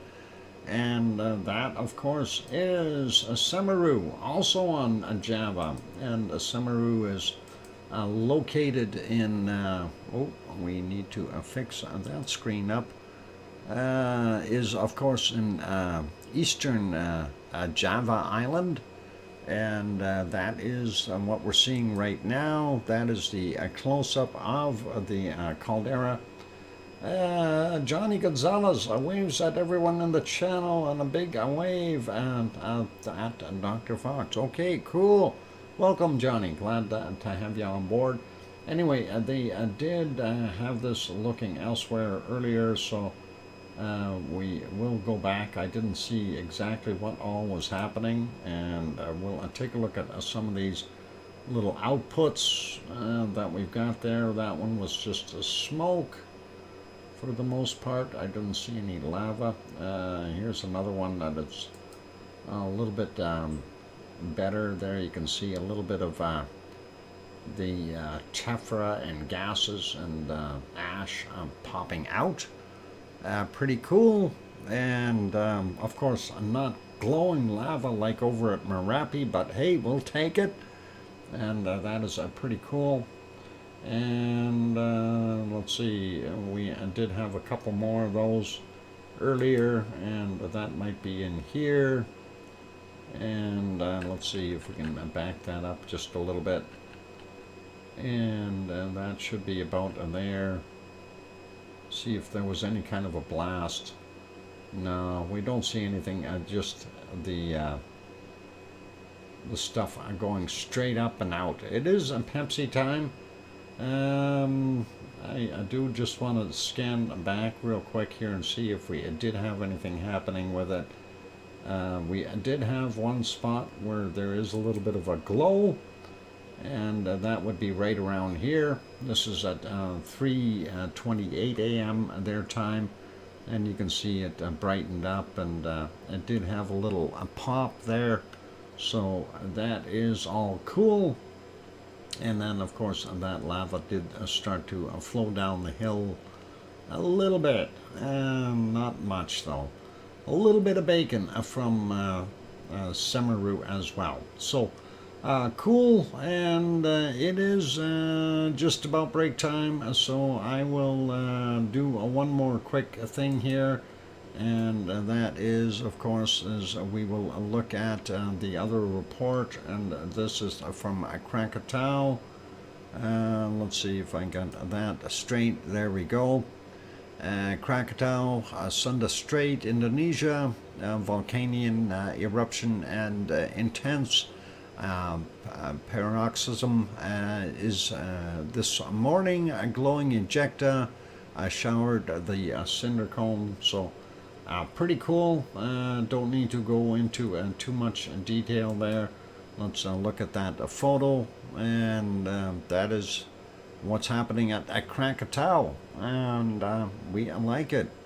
And here's the earlier morning picture that they show at 4:15 a.m. And so that is basically what's happening there at Krakatau. And there you go.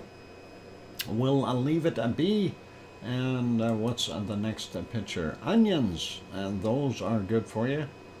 Let's go back over to here, and we'll leave that be. And this one is not very tall.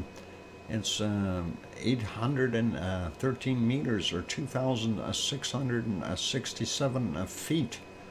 And that's not very tall. It's not tall. I get it. It's not tall. Speaking of tall, Madam Rootsa does not have a tall on. All right, we'll leave it as that for right now. Let's go back over to our canned lava, and I am going to go take a break, you guys.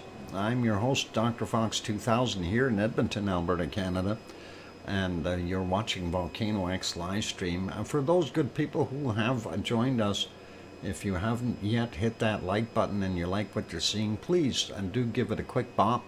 Also, for those who have not yet subscribed, consider subscribing, and that would be awesome as well. And on that friendly note, I'm going to go take that break, and don't go away. I will be back in about 5 or 6 or 7 minutes. Thanks, everyone. And there's a bunny eating, by the way, for those who need to know. I'll be back.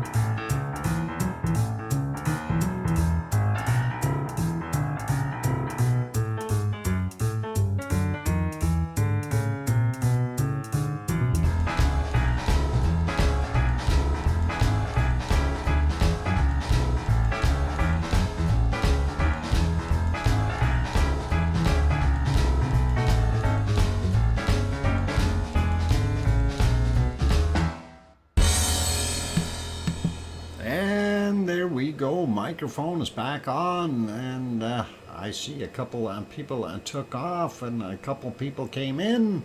Welcome, oh mummy of hamsters. Thank you for the welcome back, Uncle Doc, as well as welcome to Sandra Rockland. And thank you, Thor. And I hear you, DrFox2000 from Sharon Stewart. And greets to those entering. Thanks, Johnny. And thanks, Colin. And Sue. Appreciate that. I love that lava. I like lava. And that is awesome to see that spurting out of there. And the best part is I can freeze it right in its tracks. That is nice.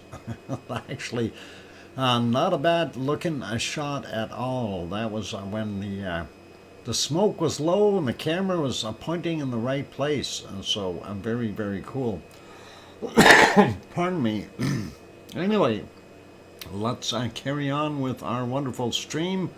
And where shall we go next? Wanted to see if we see anything at... yeah, I don't think we see much. I was going to say, let's see what we got at Stromboli. But Stromboli is being quiet again. And there you can see over on the left-hand side the larger shot with stars in the background and a very little glow.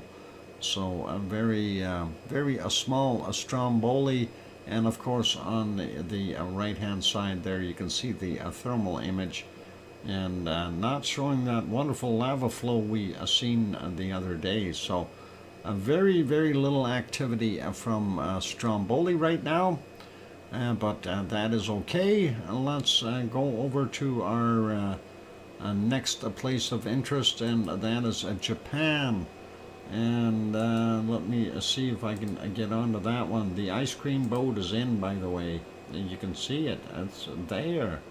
So get your ice cream and go down the road there, down the road, and head at the lights and take a left and get down there. You can get your ice cream at the ice cream boat. What? A Stromboli wants to be a straw or star. Yeah. It's up there. It's a star. Did I actually have a report on a Stromboli? Hang on. I got to take a look and see if... no, we had Merapi, we had Viorica, which we covered. We got Krakatau out of the way. And Merapi. Yeah, those were... Popocatepetl. Did we look at the Popocatepetl? Yes, we did.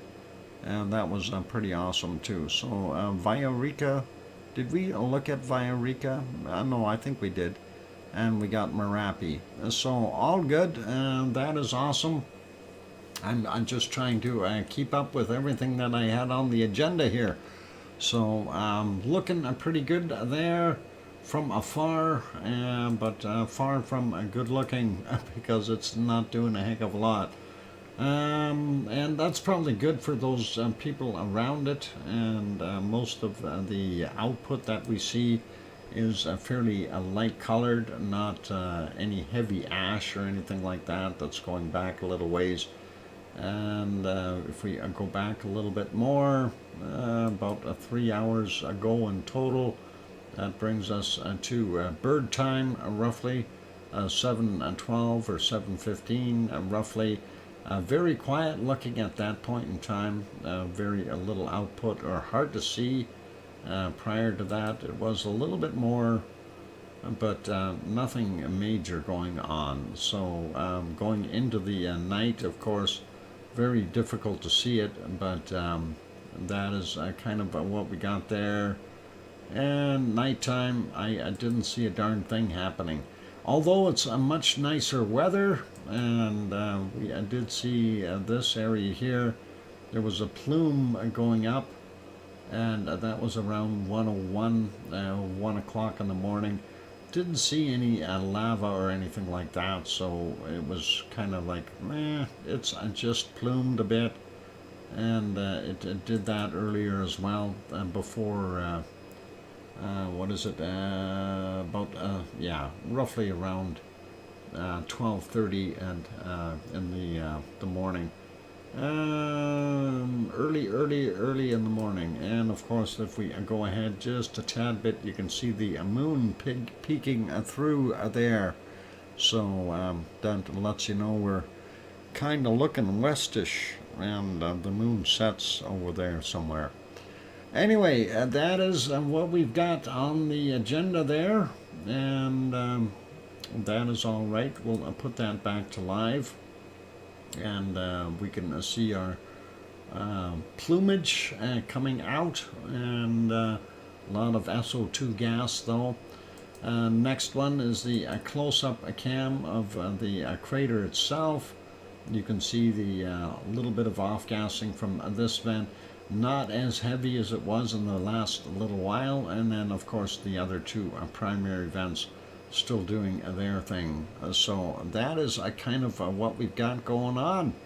And next shot, of course, is Suwanoshijima, and that is down on its own little island, and I don't recall the name of the actual island, but that's okay.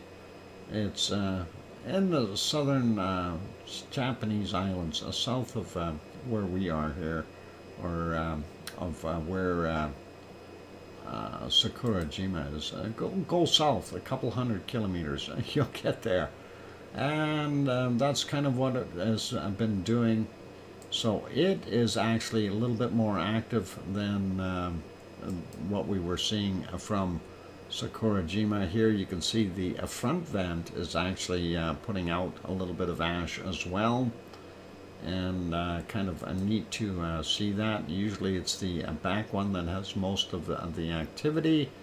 And if we go back into the nighttime, very, very difficult to tell if there was any lava glow. I didn't see anything happening there when I checked earlier, and just going back again, we don't see it, so I'm going to leave it as that. Your connection is stuttering at times. Stuttering. Johnny, I don't know why my connection is stuttering. Is there something wrong with your Wi-Fi? It shouldn't be. I see my bit rates are going up a little high. I don't know if that is being caused with me trying to do too much here on, I've got too many windows open. Hopefully it's behaving itself. Let's go to the next one here, and that one is ASO-san, and ASO-san is full screen. And is it stuttering now? I had really good connection earlier. Why is it acting up now? It makes me wonder if somebody is intermittent buffering. Oh boy. Yeah, maybe somebody is overloading the network or something. Anyway, that is what we've got going on there. Looks not bad. Let's put this. Almost looks like there's emergency lights over there. Something flashing. I hope nobody went wandering into the acidic lake. That would not be good. Yeah, I'm just looking at my bit rates now, wondering if I see them going up and down a little bit more than they should be. Anyway, let me see if that makes a difference if I do that. No, they're still doing what they're doing. The other volcano, of course, is our wonderful Asama volcano. And they still haven't thrown that one on too many satellites in the sky. Possibly there, Sandra, could be. And yeah, it looks like bit rate's back to normal now. Hopefully. Well, we do see clouds, but we also do see some smoke or steam coming from the volcano. And it's hard to decipher what's coming from where, but we know this thing has been off-gassing a little bit more as of recently.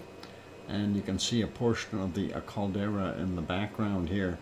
So that is kind of to the west of Tokyo by 100 some kilometers, and that is going to be interesting to see what happens with that one in the future. So we will leave those there, and that of course is in Japan as well. Back to the ice cream boat. Ice cream boat is still there. I see the bit rate just jumped up and down again, and I'm not sure why it's doing that, but hopefully it's okay. We'll make that one smaller, and we'll go over and throw this onto the earthquake map, and that'll be our next adventure. Let's see what happens with my bit rates. And yeah, the bit straight, a good stream at the moment. Okay, Sharon. Yeah, bit rates were going up and down. It's kind of weirdish why they do that. Let me see if I've got too many other things open here yet. I'm trying to get rid of a couple of things and that don't need to be full screen here. And that is what happens at times. We got too many things on at the full screen because I forgot to minimize them. And that could be part of the problem. Anyway, let me get on the earthquake map. And there we are. So speaking of Japan, there was a 6.0 in Misawa, Japan area. If we zoom in on that, you can kind of see that it's actually out in the water. So it's nowhere near Asama, but this quake is near Asama. Tokyo is here, and Asama is back in here somewhere, or it might even be here. I'm not exactly sure. But that is interesting to see that one. It is a 4.1 from 1748, 133.9 kilometers down. So that kind of makes a guy wonder if that might have something to do with a little extra steam or smoke coming from that. And that should be, yeah, it should be right around here somewhere, if I recall correctly. And this map is all in Japanese. It's all Japanese to me, unfortunately. Where is Asama? It's one of the bigger ones, so we should be able to find it. Asama, where are you? Asama-san. Asama-san, where are you? I don't see you. I'll have to put a pinpoint on the map, and I wonder if they've marked it on the other map yet as far as a yellow. Anyway, let's put that back, zoom back out, and we'll cover the other earthquakes around the world here. Not seeing that much activity. We do still have a bunch of the little guys here in Tananga Island. And there's a 3.4 there that we see, and that happened at 2:29 a.m.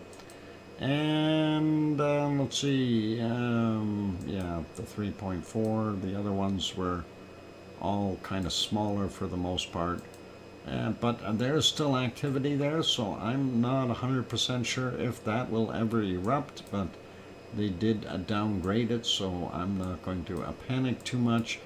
Aniakchak is in this area, and we do still see 3 or 4 new ones. Biggest one being a 2.4, so who knows?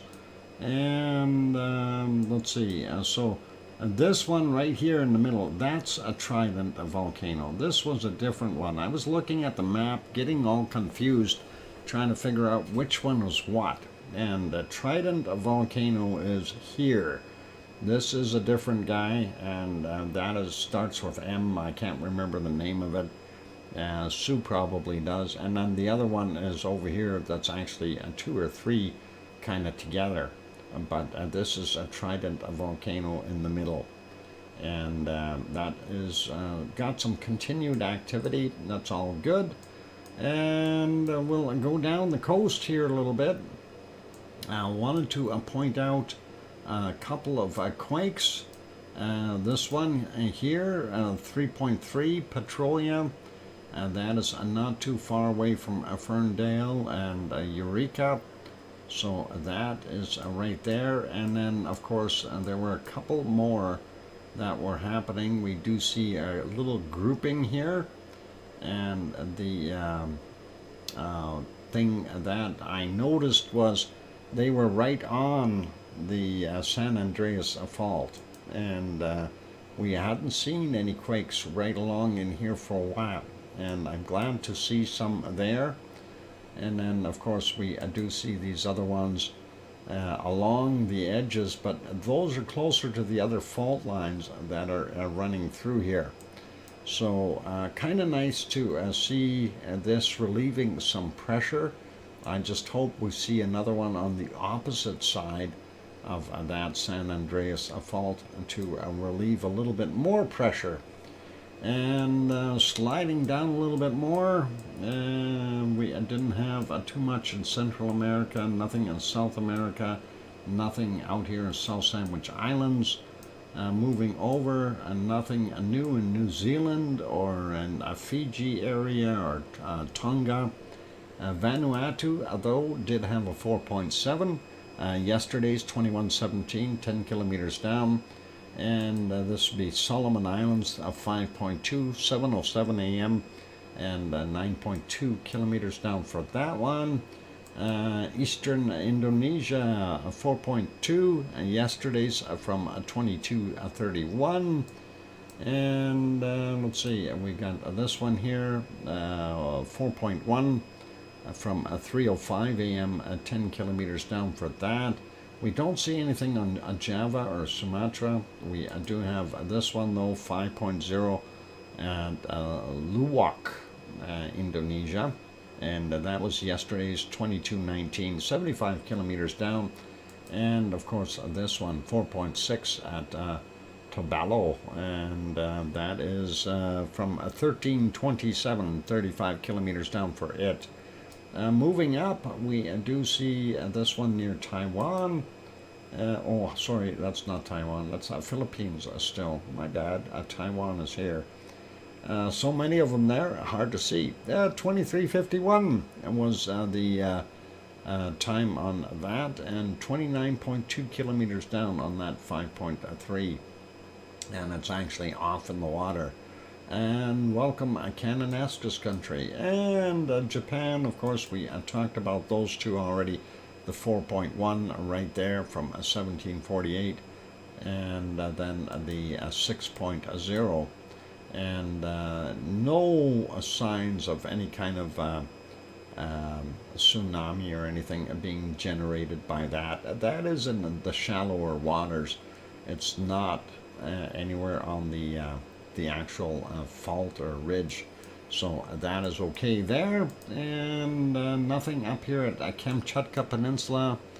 And looking over a little bit more, we do see this one in Myanmar of 3.5, 52 minutes after midnight, and nothing too severe. And Jalalabad. Is that right? Jalalabad, Afghanistan. Anyway, 1819 was the time on that 4.3 from 53 kilometers down. And intermittent, what? Yeah, well, I'm just about done with the quakes, so we'll take a break. And that other one here, 4.0, Afghanistan at Farkhar. Oh boy, don't mispronounce that. 1834, 201.3 kilometers down. And yeah, that's a pretty nasty name. Do not mispronounce it. Anyway, 4.7, and that is at 1552 there. 8.4 kilometers down in Italy, and that is what we see. And we do have those two there, letting us know that we're going to get a new continent, and Somalia will be the new island. Anyway, that is the earthquakes. We do have to go take a look at the stuff on the Canary Islands. Actually, let's do that real quick just to get that out of the way. Make sure we didn't miss anything there. Going to refresh it and just look. We do have one here from 12 minutes ago. No, 12 minutes after their midnight, which is in the future, in my future. Anyway, 3.2, and that was at 32 kilometers down. The other one there was from the 27th, and that's yesterday. And let's see, anything new in La Palma? Nope, nothing new in La Palma. So we're good.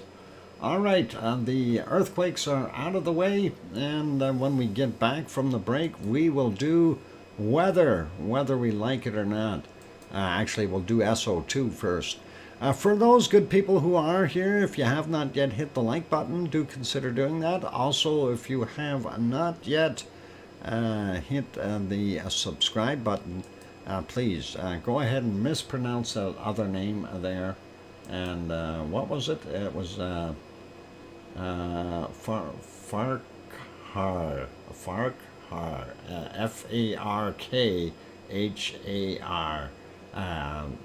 in Afghanistan. Please do your housework while you're trying to say that name. Anyway, I will be back. Don't go away. Keep smiling. And boy, some of those names are tough. Oh, here comes the music. I'll be back.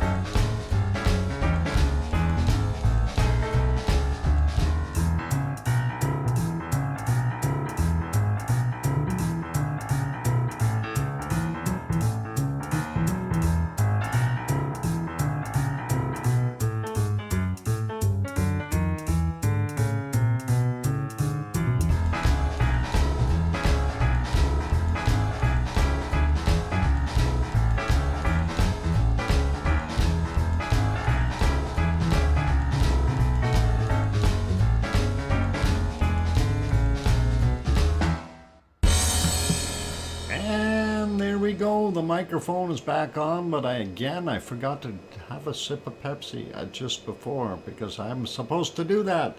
Hang on. Fine vintage. Open a brand new bottle. Anyway, welcome back, everyone. I'm your host, DrFox2000. You're watching VolcanoX live stream. Thank you for the welcome backs from Cananaska's country. And I hear you, DrFox2000, with a Pepsi. And Sharon, did you try actually saying that without messing it up? And thank you, Sue, for the welcome back. Yeah, and thanks, Johnny. Appreciate that. Yeah, it's a little tough to say that name without kind of giggling. And we understand that some of those things in different languages are, I did try, I could only do it twice without messing up, huh? Okay.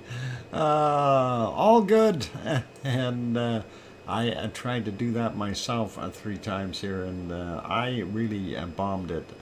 Really bombed it. And we'll leave it as that. Let's stop our wonderful lava in its tracks, and there we go. And we'll get over to our wonderful SO2 map and see what we've got for bad stuff, bad gas. And actually, oh look, Edmonton, Wednesday night, Thursday morning, snow. Go figure, and that's tomorrow night. Yeah, doesn't surprise me. Winter's not over yet, and that'll be good for my allergies and snow mold. More fresh snow. Anyway, Kamchatka Peninsula not putting out that much. We see it twirling around, ending up in the Bering Sea here, so not that bad. And we do see some plenty open stuff up in northern Alberta, Saskatchewan, and Manitoba, and up in Nunavut, starting to clear up there a little bit. We do see a big circulation off the west coast of Oregon and California, so that could be getting some weather in there, but they are looking not bad in those areas, and of course pretty much normal in Alberta from our polluting city of Edmonton, dumping all that stuff down, oil refineries, you know, and burning tires and power plants. That's what gives you all that wonderful stuff. Then they say, oh, it's clean air. Yeah, nothing wrong with throwing 300 pounds of carbon into the atmosphere every day. Anyway, looking at Ontario, a little bit there as well, and of course not as much as Alberta though.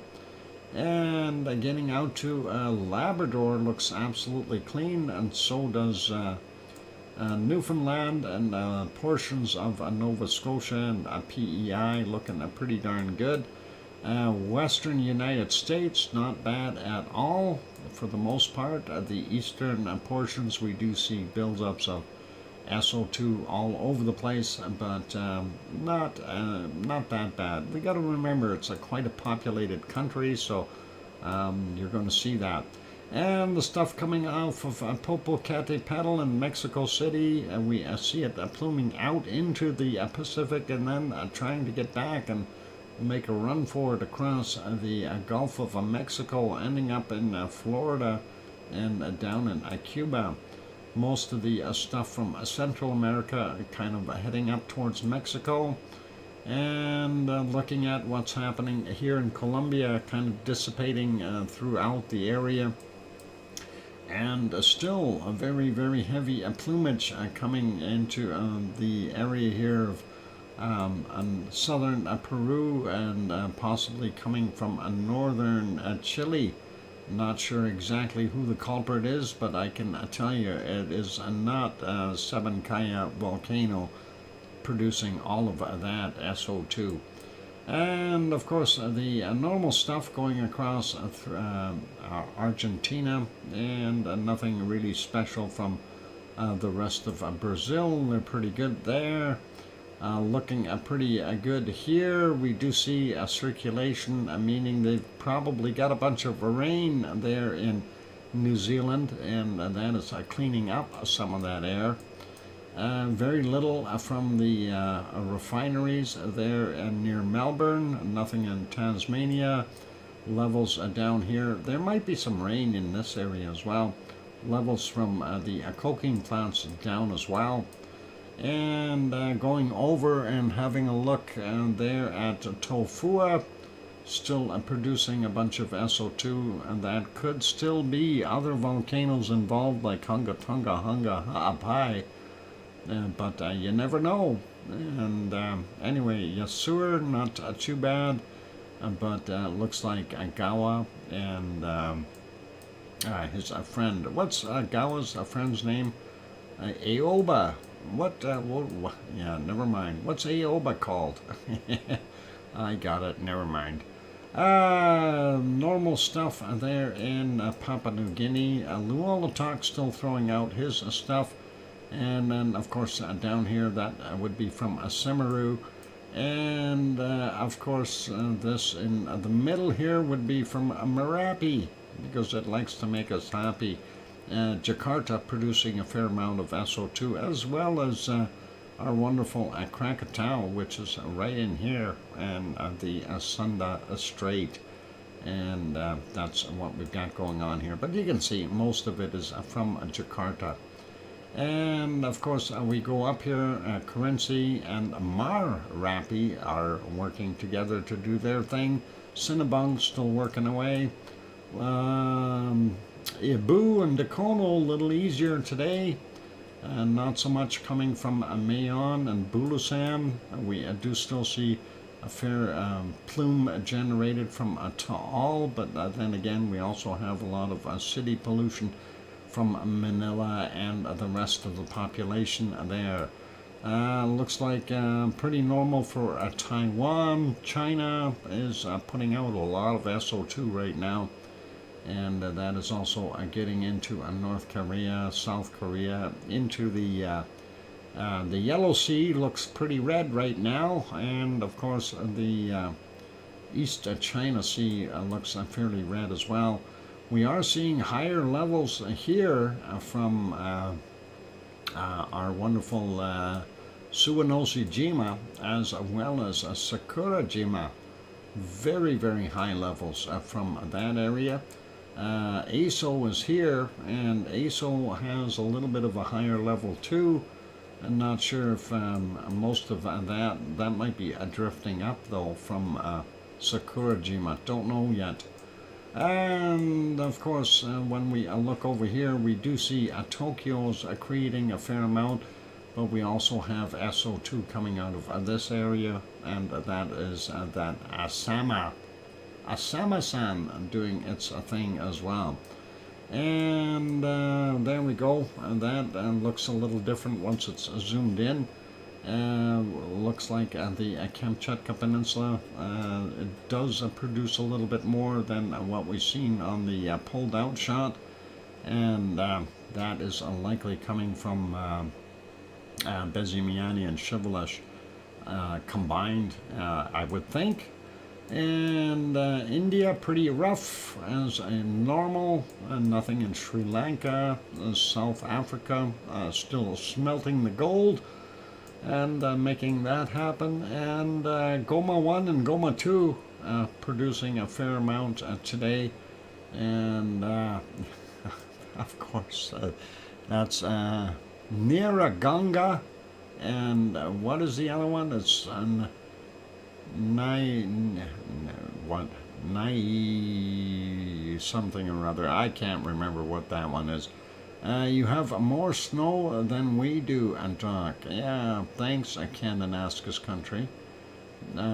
Always happens that way. This is Edmonton after all. Anyway, the Great White North. Let's carry on before Sue types in that name and makes me say it again. Um, Goma 2. There it is. I knew it. Nayamuragira. Maybe 100 more times and I'll be able to remember it. Nayamuragira. And anyway, Eruption right in that spot. And then, of course, these other ones are oil refineries in Saudi Arabia. And, of course, Kuwait, as well as Iraq and Iran. And I agree on that one, the Great White North. Yep. We do see plumage coming from Mount Etna. So Mount Etna combined with Stromboli and likely a little bit from a volcano coming out of there as well. Rest of Europe, not bad looking. Spain, France, and Portugal, and England, Ireland, they're all pretty clean looking. Most of Luxembourg and Belgium are pretty clean. Little higher levels there in Amsterdam area and Holland and northern Germany. The other countries not bad till you get over to Poland, and Denmark looks clean. And not bad in Norway and Sweden and Finland, a little bit higher levels in some spots, and really clean looking in Iceland today. So that is awesome. And let's go over to our weather map and see whether we like it or not. And we'll see what the weather brings.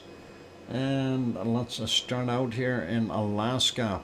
And of course, Alaska doesn't look quite as warm as it was yesterday. We do see some colder spots again, minus 19 up top there.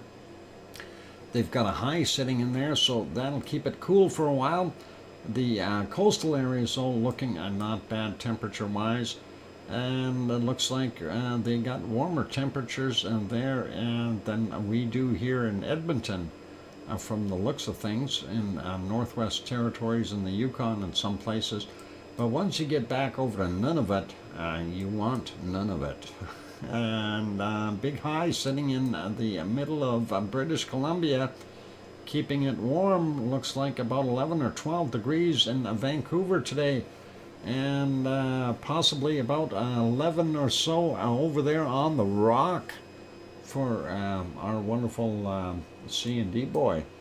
And let's see what we got here. -1 in Edmonton, -3 in Calgary. Lethbridge coming in at -2. And where's that? Swift Current coming in at -11. And yeah, we got more snow, but you got much colder temperature.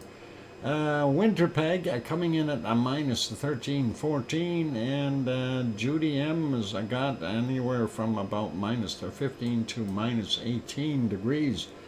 We see where that cold is up in northern Quebec, and looks like northern portions of Manitoba, and then of course the Hudson's Bay and Nunavut. And there we go around the Great Lakes. We do see some cold infiltrating into North Dakota, and I do believe that's Minnesota right there. So not so bad in the other states. Looks like Henry's Place probably around 0. Chicago coming in at about 4 degrees. Detroit 3. London is 1. Toronto coming in at 1. Moving over, Montreal is 0, and we have -6 in Quebec City. Looking at the northern areas of New Brunswick and down to -7, and the coastal areas are somewhere around 0 or 1. Halifax coming in at 0. Cole Harbour be about 1. Yeah, I'm betting 1, and it is. And there we go. Thank you, Sue. 1 degree. And that is warmer than me. And we see all the way down to -2 or 3 there in our wonderful Newfoundland and Avalon Peninsula, somewhere around 0 or -1. Looks like most of Labrador is okay. Up in the north, though, a little bit on the cold side. And yeah, on northern Quebec, minus 26 in some spots. Not so good for them. Sliding over, and let's see what we've got here in Portland coming in at 7, Seattle at 12. They've got sunshine happening. San Jose is about, I don't know if they got sunshine, but it's warm. 9 degrees in San Jose. Sacramento is only 8. And Los Angeles coming in at about 14 or so. And 24 in Death Valley. Can I move there? I like that. And that is a nice. Las Vegas is at about 18. Mexicali coming in 21 degrees right now. Looking at Phoenix, Arizona, 21 as well. And Tucson, 20 degrees. And looking at Albuquerque, New Mexico, 9 degrees. So what they've got, they're not in the hot zone there. And let's take a look down the bottom end of, yeah, that circulation is going the wrong way here. That is heading down, and there's a weather system there drawing it all in. They're stealing all the hot air. San Antonio only 18, and it looks like about 18 or 19 or so down there. 19 at Corpus Christi. 20 in Houston, Austin 15, and Dallas coming in at 12. Looking at Oklahoma City, we see 8 degrees there. Little Rock, Arkansas is, what did I say, 12? Yeah, 12. And Grandma B, thank you very kindly for throwing in that $3 super chat. That's very kind of you. Grandma B, and the $3 super chat. Thanks, Grandma B. Appreciate that. First super chat of the day, and that is awesome. And very nice. I appreciate it, Grandma B. I appreciate that support. 24 degrees in Miami, and then coming up to Jacksonville, 20 degrees there. Atlanta coming in at 15. Charlotte, North Carolina coming in at 12 degrees. And about the same there at Grandma B's house, about 12 or 53, 54 degrees Fahrenheit. Hey everyone, I've been watching the stream on the TV, and not a worry. I hope it's coming through on the TV just fine. Got about 5 degrees in the Philadelphia area, and 7 in New York. Boston only about 3 right now, so that's what we've got going on there. Let's look at Mexico. Not bad in the Baja. We still have that cold streak coming in. Oh, it's wet there. Okay, we'll see what that is doing in a few minutes when we get into that. We see that cold stuff, and that's higher elevation, by the way, but still cold up in the north. And then we'll see what this thing is.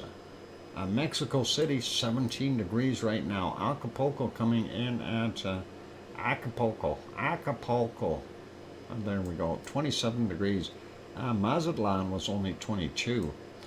We do see the interior area, though. We see some temperatures up to 31, 32 degrees. Looks like the Yucatan Peninsula area here definitely up in the 30s. And we see Cancun 25, going down a little bit further. We see some more 30-degree temperatures. Hitting down into Colombia, we see some 31s there in the lower mainland area. And up in the mountains, of course, a lot colder. But you can see the valley area here is still holding a lot of heat. Venezuela, around 30, 31 degrees for the most part, and then we see that same thing happening over here in northern Colombia. The rest is beautiful at 24, 25 degrees. Looks like Ecuador, not bad for the most part there as well, and seeing 24, 25 in the back. Quito coming in a little bit on the cold side at only 11. Mind you, they're at a higher elevation. So that can happen there. And looking at most of Brazil, not bad at all, and that is awesome. We see 24 in Rio de Janeiro, coming in at about 21, 22. Oh no, maybe a little less. 19 in Sao Paulo, and we see a high sitting over Bolivia, and that is anywhere from 25, 27 degrees in some spots, and of course the higher elevation's a little cooler. Paraguay, and looks like 24 to 26 degrees, not bad. Northern portions of our wonderful Argentina coming in at anywhere from about 26 to 29 up in the northern parts. Then it cools down once you get into the south here. You can really see that split where the cold is. Buenos Aires at 23, Paysandú coming in at about 21 right now. And that's good. We got Rio, and we see the bottom here. They've got some below freezing temperatures, likely seeing some snow on their higher elevations in the mountains. And it is about break time, so we'll take a break here, guys, and we'll do New Zealand first. We see that cold air blowing up from this high, pulling up that cold air from the south. Christchurch 10 or 11 degrees, most of the South Island single digits, and that is absolutely cold. And Wellington coming in, Grenzet is probably frozen up at the upper hut or the lower hut. Anyway, 11 degrees, and that's not so warm. And when we got in Taupo coming in at 11 right now. Out here by the Bay of Plenty, they've got about 16. That's not bad. And Auckland coming in at about 15. The rest of the stuff up to 18 on the peninsula. So very cold. We'll come back after the break and take a look at what's happening in Tasmania. They've got a low here helping them out with pulling down some warm air. That's probably a good thing for them.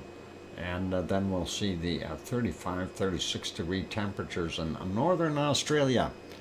Don't go away. Put you back on some lovely lava for in the meantime. I'm going to take a break. I'm your host, DrFox2000, here in Edmonton, Alberta, Canada.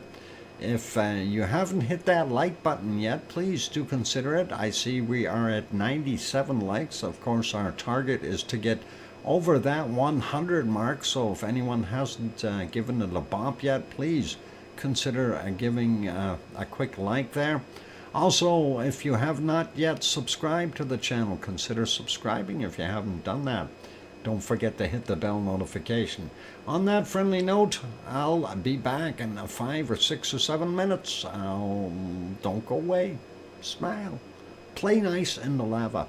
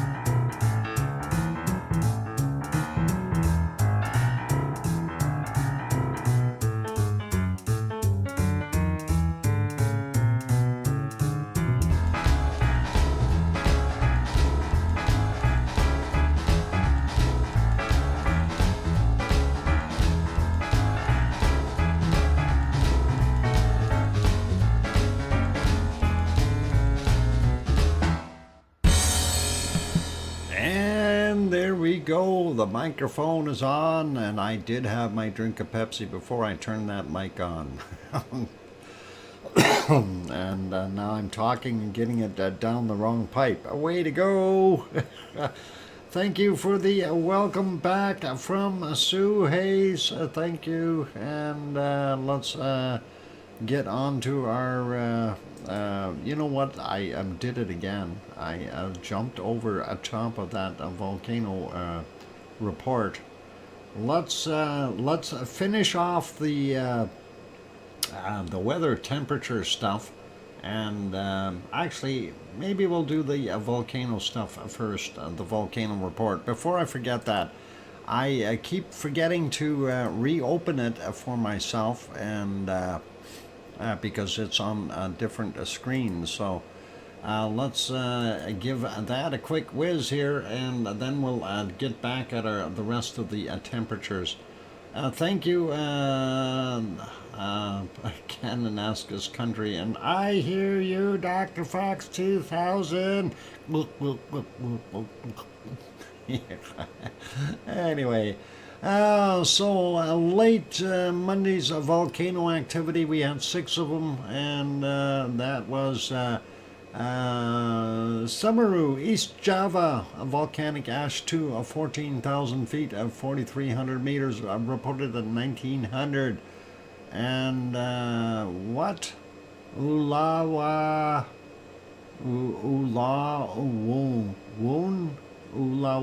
New Britain is what it's called, Papua New Guinea. Volcanic ash observed to 11,000 meters, or 11,000 feet, 3,400 meters, sorry, at 2,300. Ulawun, if I said it right. I have no idea if that's the proper pronunciation. We'll have to figure out where that guy is. Anyway, let's go with Stromboli, Aeolian Island in Italy. Effusive eruption starting to wane yesterday, reported at 2100. I think we kind of mentioned that.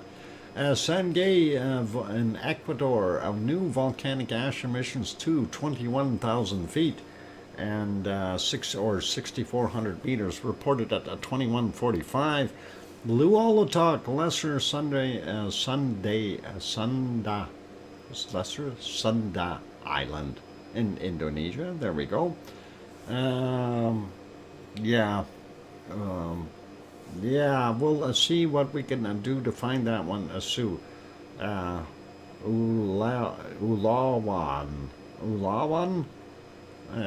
New Britain. We'll just call it New Britain. How about that?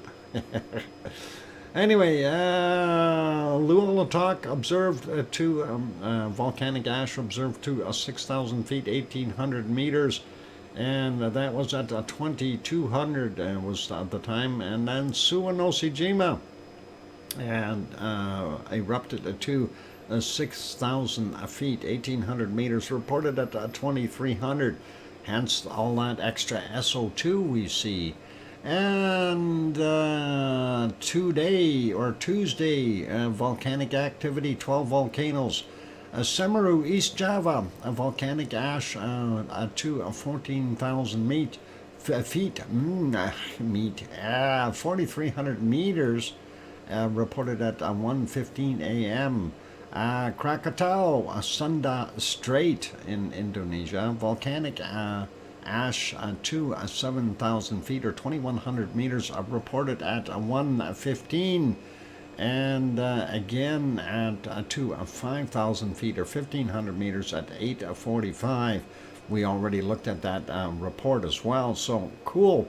Sabancaya, unable to detect it. That's in Peru, by the way, at 1:45 a.m., but continuous ash emissions to 25,000 feet or 7,600 meters, reported at 11:30. Popocatepetl in Mexico, significant volcanic ash emissions to 20,000 feet, 6,100 meters, reported at 2 a.m. And we also seen the separate report for that. Volcanic ash emissions to 24,000 feet or 7,300 meters at 1:13 or 1:15 in the afternoon, sorry, or 13:15.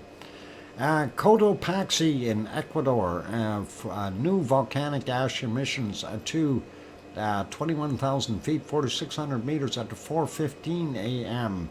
And then ongoing volcanic ash emissions to 2,600 meters or 7,900 meters. 26,000 feet or 7,900 meters. There we go. 15:45 was the time on that. And Shivelish in the Kamchatka Peninsula, Russia, volcanic ash to 15,000 feet, 4,600 meters, reported at 6:30 this morning. Sangay in Ecuador, continuing its stuff. Ongoing volcanic ash emissions to 21,000 feet, 6,400 meters, reported at 9 a.m. Suwanosi-jima erupted at 5,000 feet or 1,500 meters, reported at 10 a.m. And Sakurajima reported erupted to 9,000 feet, 2,700 meters at 11 a.m.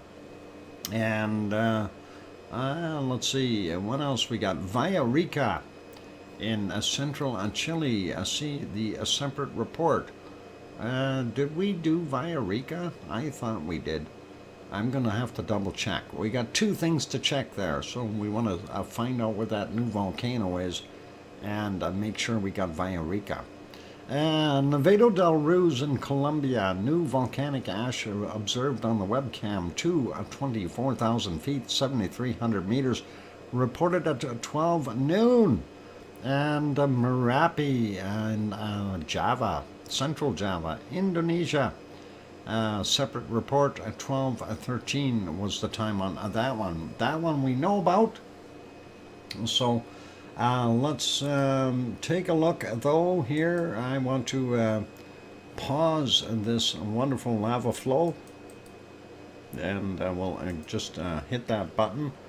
And I want to go see if I did bring that up. Okay, we got Merapi there. Where was Villarrica? I don't see Villarrica in my report stuff. I didn't do Villarrica. Holy Batman, Villarrica. We have to make sure we get Villarrica in there. Yes, we did do Villarrica. That was up to 20,000 feet. Or, sorry, 120 meters. We did do that. Never mind. My bad. Senility setting in. And, yeah, we wanted to go and take a look at the volcano map and find out where that other one is. And, I think we found him. Okay, let's go there for a second. And he lives right there. So let's zoom in on him. He's actually on, not on Papua New Guinea proper. He's on this New Britain island. It's New Britain. And there he is. So, Ulawoon. Ulawoon. Ulawoon, let's zoom in on you and take a look at what you look like. Because you are new. Ulawoon. Looks like pretty large amounts of erupta. And Ulawoon. Almost crawl right in there. That looks like a deep pit. I don't think I want to fall in there. And by the looks of everything around the outside, I don't think I want to be very close to that volcano. Yeah, looks like some places around it, but not that close. So let's see, 2, 4, 6 miles away they got an airport, a hospital about 8 miles away. Hopefully nothing too terrible for those guys, but that is interesting to see where that is. And Papua New Guinea, so pretty cool. And I'm glad we checked there. So all right, let's go back over to our weather map, whether we like it or not. And we want to see what the temperatures were like in Australia. We'll start out with Tasmania. 18 in Hobart, so that warmer air that this low was kind of circulating here is taking its effect. And they are not that cold today, so that is really nice to see. And 18 there in Melbourne, so Leo's not doing bad. 19 in Adelaide, Sydney coming in at 25 right now. And our wonderful Oz has got about 28, 29 degrees there in Brisbane. That is awesome. And Perth coming in at about 21, 22. Hottest temperatures in the outback, I've seen a 37 out there. That is about it. So for the most part, not that bad today. A little cooler day. Sliding over a little bit and looking at this area, looks like we may have a storm brewing over top of Tonga area. Fiji coming in at 29, 30, pretty normal.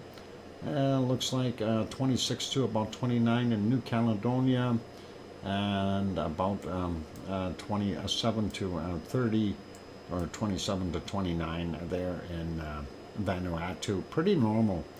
Papua New Guinea somewhere up to 32 degrees in some places. Ooh, even I've seen a 33 in there. So that is all cool or hot. Same thing goes for East Indonesia, and of course some of the islands are looking hotter than others. And looks like Java's got a wonderful day happening there. We do see, or nighttime I should say, well, this is actually morning time for them, so that is going to heat up a whole bunch. We do see 96S out here, and that looks like it could turn into something big.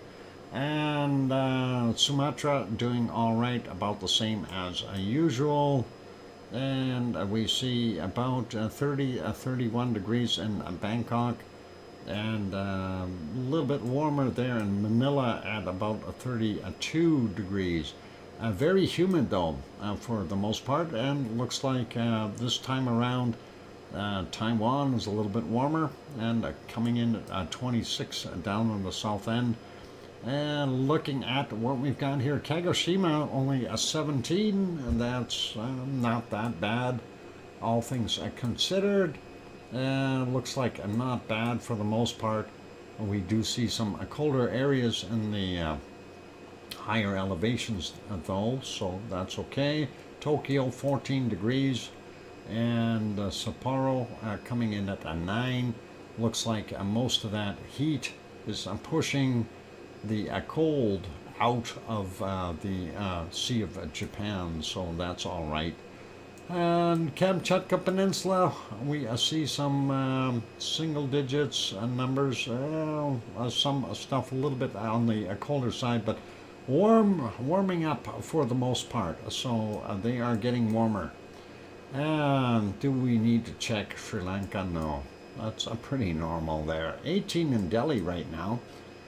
Cape Town coming in at about 16, and they're on the cool side there in southern portions of South Africa. Central African, Central South area looking pretty normal for the most part for nighttime. And we see some temperatures up to about, yeah, I'd say 28, 29 degrees in some spots. And not that warm yet, but still nice. And we see, well, still UAE, still not that good. 19, 20 degrees. A little bit cooler in Oman on the eastern side, 26 on the western side. And same thing goes for Saudi Arabia, getting up in the north there. They're back down to 14, 15, 12 in some spots. I'm not going to worry about those guys so much. Baghdad coming in at 15 degrees. Cairo 15 as well, so they're doing a little bit better. We do still see the cold up here in Libya, Tunisia, and Algeria. So that is not so good for them. Let's see what Peggy's temperature is there in our wonderful Kos. She might have to put on her stove tonight. 12 degrees, 11 degrees, I think 11.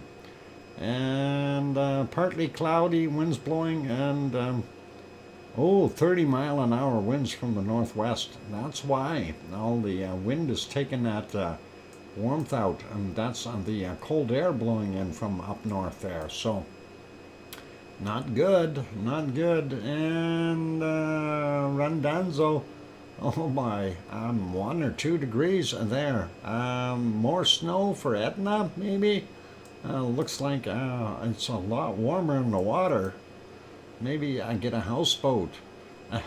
9 or 10 degrees in Naples, 5 in Rome, and Milano coming in at 8.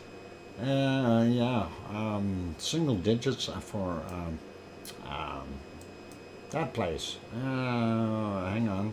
Sardinia? Yeah, okay, I'll work with that. The fishy place. Lisbon coming in at 15, Madrid only at 10, Aurelio's house about 11, and we do see some warmer temps up on the coast here, which is really nice for them. And then we go over to Tanto's house, and she's got 11 degrees there in Nantes. Paris coming in at 9. And Munich is at 2 degrees, Frankfurt 4, Cologne is 5, Yvonne Kunkel's house 5, and OFU Lux doesn't have to plug his UFO in tonight, it's okay. In Luxembourg 7, and Brussels, and that is Belgium, not bad. Holland doesn't look too bad, 6 degrees, 5 degrees for the most part. And 1 in Berlin, Hamburg coming in at about 3, and Thor's place here, Copenhagen coming in at 4, and about 3 or 4 in Aarhus, or 2 or 3 in Aarhus. And we go up here, Oslo -3, Stockholm -8, St. Petersburg -2. Moscow in the sunshine, or warm temps, not sunshine. It's dark there right now. What am I saying? 4 degrees. London, balmy 7, 8 or 9. Looks like a little bit warmer in Wales. And let's see what we got in Leeds. 8 in Leeds, and Glasgow coming in at 6. Aberdeen 6. Highlands of Scotland a little bit cooler at 2 or 3. And looking at Dublin is coming in at 10, and Irish Monk's house coming in at about 10 as well, or 11, right in that ballpark anyway. And let's take a look here in the Reykjavik, and seeing 1 degree for them, if that is right. Reykjavik, 1 degree Celsius, and that is warming up. We do still see some very cold stuff in the ice fields here, and a lot of wind blowing across here. This looks like really, really fast wind. So what did they say they had for wind? Yeah, 21 miles an hour, 34 kilometer an hour winds. That's a lot of speedy wind going across. Let's look at the precipitation real quick. Not bad in Alaska. We do see some stuff up here, and mostly in Northwest Territories and Nunavut, and some there in northern Manitoba. Not that bad though. A little bit around the Great Lakes, around Lake Superior. We do see a little bit of activity just right on the border between Ontario and Quebec, up in the north of the Horseshoe Bay area anyway. And looks like not bad for Toronto, lower portions of Ontario, or the St. Lawrence Seaway. Doesn't look too bad for Sioux out there, but looks like the eastern portion of the Nova Scotia is getting some, and some snow out there in Newfoundland, and then of course Labrador and Quebec. Yeah, it's going to snow. What do you expect? Sliding over to the west coast of the U.S., we see that stuff developing all the way from Oregon, all the way down here to almost Los Angeles. And we see snow in the mountains, and some, depending on where you are, you're going to get some rain and snow, and probably welcome stuff for the most part. Idaho looks like it's snowing. Most places there in eastern Oregon are getting some of that rain and snow as well. Looks like Phoenix is pretty dry. New Mexico is dry. Most of Texas is okay. And we do see the storm sitting down south here in Mexico. And looks like most of the U.S. is okay, with the exception of Florida. Has got some stuff going across it. And we see those storms, kind of a split storm going across. Same thing with down here Miami area. They've got some showers. And there's Grandma B's house getting some rain. And yeah, hopefully it's not going to be too bad. Actually doesn't look too severe. Some rain showers. So not bad stuff, Grandma B. You don't need to panic. And looking at what we got in South America, it's not bad at all. Very little rain really compared to what they normally get. I'm not going to worry about it. We do see this little trough coming in here. It looks like nothing in Buenos Aires area, nothing at Paysandú. So all good. Yeah, I'm curious. Did you feel the earthquake there, Sharon Stewart? Precipitation time. Yep, we are going to keep going.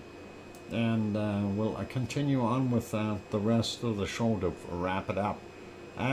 We see a bunch of stuff here along the edge of Chile, making it Chile. And of course we see oh my God, snow in New Zealand and the higher elevations. Hey, yikes. And here comes the winter weather and rain coming in on the eastern coast of the North Island and down in Wellington. And no earthquake felt by you? Okay, you're lucky. Well, it wasn't that big of a quake, so that stands to reason. Looks like we've got some rain on the western side of Tasmania, but a nasty looking storm out here. And I don't know which direction this is going to go, but Melbourne is okay, Canberra's getting it, and Sydney will be getting some of it, and it's going to go all the way up to Brisbane. Right now Brisbane is still out in the clear, so we do see some in the interior, right in the middle of Australia, and some in the western portion as well. Not seeing too much here. Fiji's got rain. Looks like Tonga is, as I was saying, kind of on the edge of this system here. Hopefully they're not getting it nailed too bad. Indonesia, or sorry, Papua New Guinea, and yeah, they're getting some. Indonesia, though, on the other hand, not so good in the eastern portions. Western portions, yeah, they've got some rain. 96S is off the coast here, so definitely dumping some in for Jakarta area and those places. And looks like up here in Thailand, they're getting some, and of course southern Philippines and China. If you are in Hong Kong, no, you might be dry, but the interior, that's going to move down though. So Hong Kong's going to get it, I'm sure. And not so bad in Japan for the most part. Kamchatka Peninsula has got some snow in various places, but not a big deal. And looks like eastern India has got some stuff happening there, but not much. Southern India as well. Looks like it's dry in Sri Lanka. Normal stuff for our wonderful areas down here, southern Africa, and what the heck is that place? Madagascar. What is Madagascar called today? It's a Freddyless. That's what it is. Freddyless. Yeah, Madagascar. Freddyless. We'll call it Freddyless. Car. Yeah, Madagascar. Madagascar. Yeah. We'll figure it out. And looks like we see some rain for Oman. That's odd. They don't usually get too much rain there. It's really deserty there. And it looks like some rainy stuff and snow for Turkey. That is not good for them right now. And possibly some rain for Piggy with all that wind and everything else that's piling through there. It looks like Crete is getting some as well. High sitting on top of Sicily, so they should be okay. Nothing in Italy, nothing in Spain or Portugal. France has got a little bit here in the Alps and a little bit on the northwestern tip. Germany's got some snow and rain in the central portions going all the way up from Nuremberg to Bremen, and then we see some rain there in Amsterdam and Holland area, of course, and looks like all of Denmark is getting wet. Oslo getting some snow, southern Sweden as well, and we see a bunch of snow in Finland. And looks like most of England is okay till you get up to Scotland, and they're getting skirted with that low that's sitting off the coast there of Ireland. And we do see Irish Monk is probably getting wet right now. A gas car? Yeah, what if we all go electric? What are we going to call it? Mad electric car? Never mind. Okay. I know, I'm being punny. Yeah, what is this snow stuff there in this place called Iceland? It should be ice coming down. Oh, wait, it is. Frozen snow. Isn't that the same as ice? Frozen water. Let's go take a look at the cold temperatures around the planet. Coldest we can find. Let's see what we got. Already seeing a minus 68, and that is a chilly. Not at the chilly, but a chilly. Minus 60, 63, 61, 58, 65, 66. We gotta find a chillier spots. A minus 66. That's not so cold. The penguins could still live there. Minus 69, 70, 73. We're getting a colder. Minus 74. That's not so good. And let's see, what else we got? What about around over here? Minus 60, no, 50s, 58s. No, not so bad there. 60, 70, and minus 72. 74, I see. And there, let's check in other places though, because I don't believe that it's that warm there. Minus 59 down there, 50. There's a high sitting down here. Minus 60. 66. We'll keep a looking here. We'll keep looking to see the cold patches. There's a minus 68 right there. Minus 66. No. I go back over to this side. It starts to warm up. And 60s, 50s, 40s, 60s, 68, 73, minus 74, And make sure I'm on the right time. Minus a 74 so far for the lowest temperature I see. And let's see. A minus a 74. Minus 70. 60 something. And minus a 40 something. Nope. Minus a 73. 72, 71, 70, 60s, a 70. I see a minus a 74. Oh, hang on. There's a minus a 75. Right in there. Minus a 75. Okay, a minus a 75 is the coldest so far. Let's have another look at this, if I can scan across here. It looks awful warm down on the bottom end. 61, 68, there's a 60s, some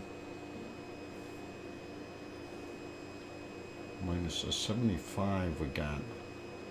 So, I don't know, a minus a 75 almost looks like the coldest I can find here. 73, there's a 74 again, there's that minus a 75. I don't know if we're going to find anything colder. 74, 73, oh there's a 75. Do we hear minus a 76? No, I think a minus a 75 is the best I can do here today. And there it is, a minus a 75 degrees Celsius. Wow, that is a cold, but not a cold enough. Yeah, I don't see anything else colder. Going along the edges in between. Oh, hang on, there's a minus a 70 here. Maybe there's a spot in here that's cold. No, minus a 71. Yeah, a minus a 71 there. Huh. Yeah, I think that is about it for it. Minus a 75 degrees. I wouldn't want to be out in that temperature. That's still too darn cold, and no matter what the temperature is there. Okay, I'm going to call it at minus a 75, and we'll see what I find in Greenland. And we'll see Greenland should be a balmy minus 80 or something. There's a minus a 49 right there. Let's zoom in on that, and we see a minus a 49. Do we see a minus a 50 in Greenland? Minus a 49. And 48. 47, 48. Looks like it's warming up. Oh, there's another 49 right in that patch. If we zoom right in on it, do we see a minus a 50? No. No, a minus a 49 is about all we got there. A couple of spots of a minus a 49. Let's take a look a little further north.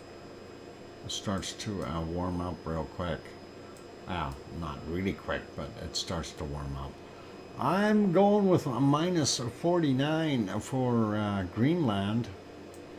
And let's take a look at the Canadian Arctic. And what happened to the Canadian Arctic? Oh my God, none of it shrunk. Minus a 31 so far. Brr. 32. And let's see if we can find something colder here. a minus a 37 right there. Minus a 37. Do we see a minus a 38? No, minus a 37. What about over there? A minus a 36. What about that little cold spot? Minus a 30. Minus a 37 so far. What about in here? 35, 36, 35, 36.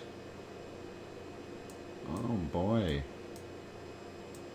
Not very cold up north. That's probably, wow, it's still minus 36 or 37 degrees Celsius is still pretty darn cold, you guys. What about up here on this island? Minus 38 right there. And that is minus 40. Okay, a minus 40. So we've got a minus 40 for sure. 40 below. And there we go. Let's see if we can find a minus 41. 30 something. Oh, it's going to be tough finding it. And these are cold, little tiny patches here. Minus 36. What about this area here? Minus 36, 37. So we got minus 40 already. And ooh, what about this little guy up here? Minus 38. 37. Nope, nope, not doing it. Not doing it. Minus 37.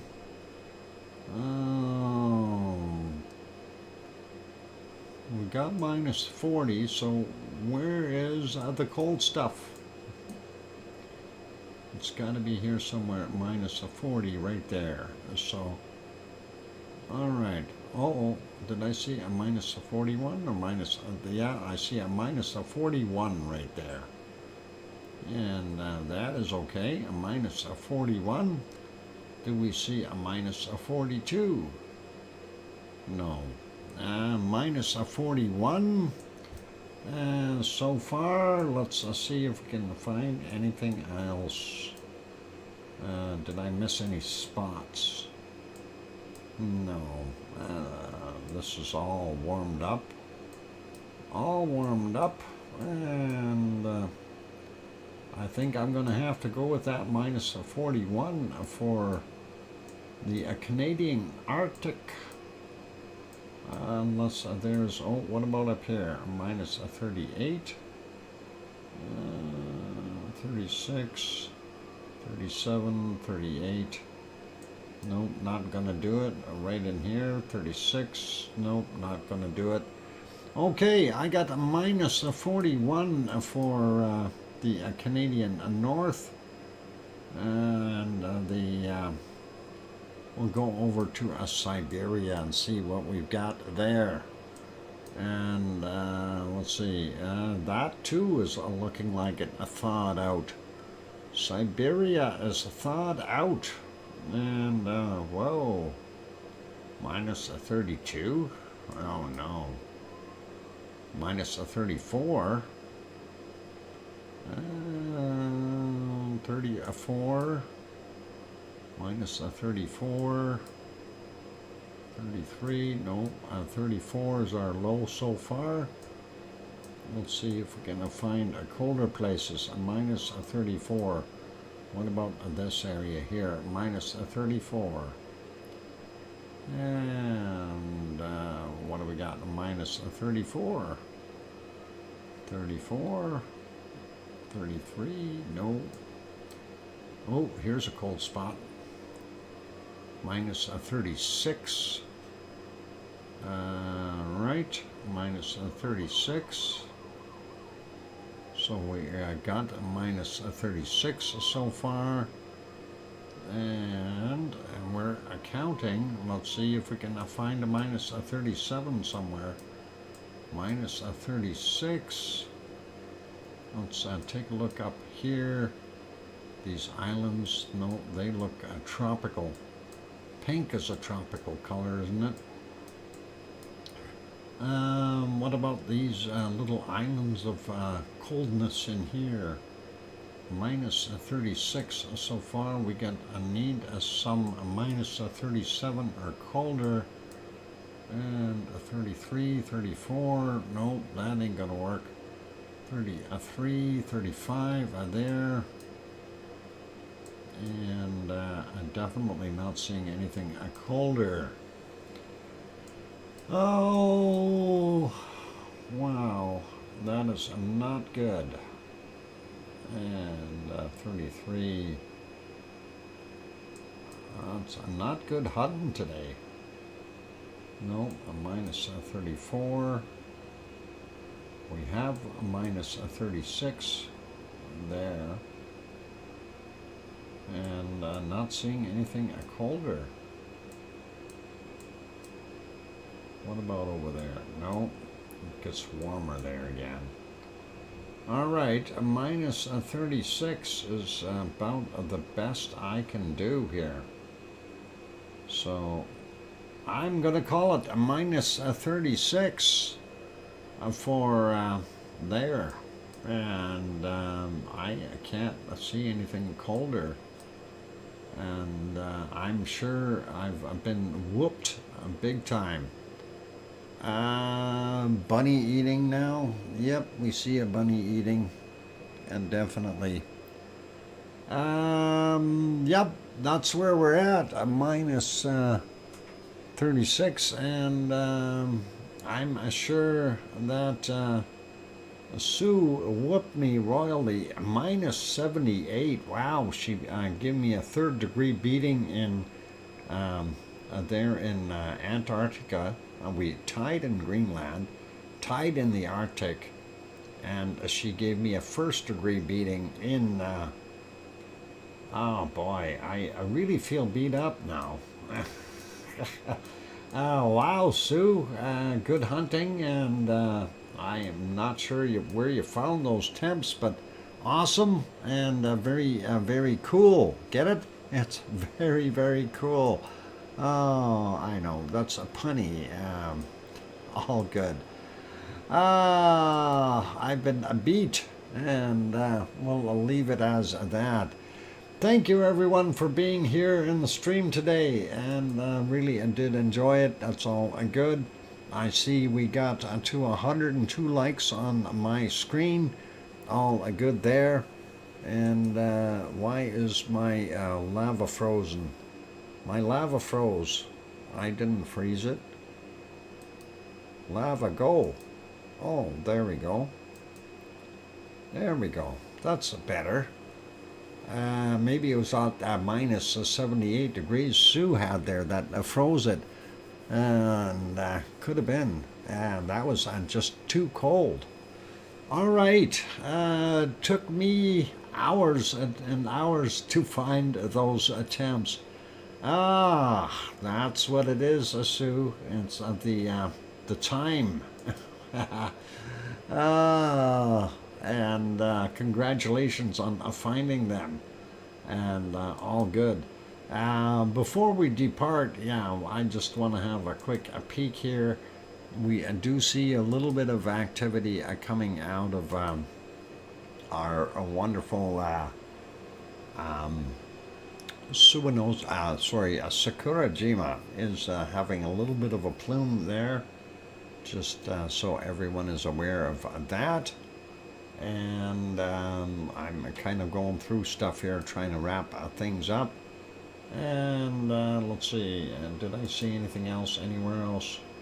While we're at it, our Asama-san, you can see it off gassing, and you can actually see a burnt spot. Oh, hang on, that's a cloud. Never mind, it's not a burnt spot.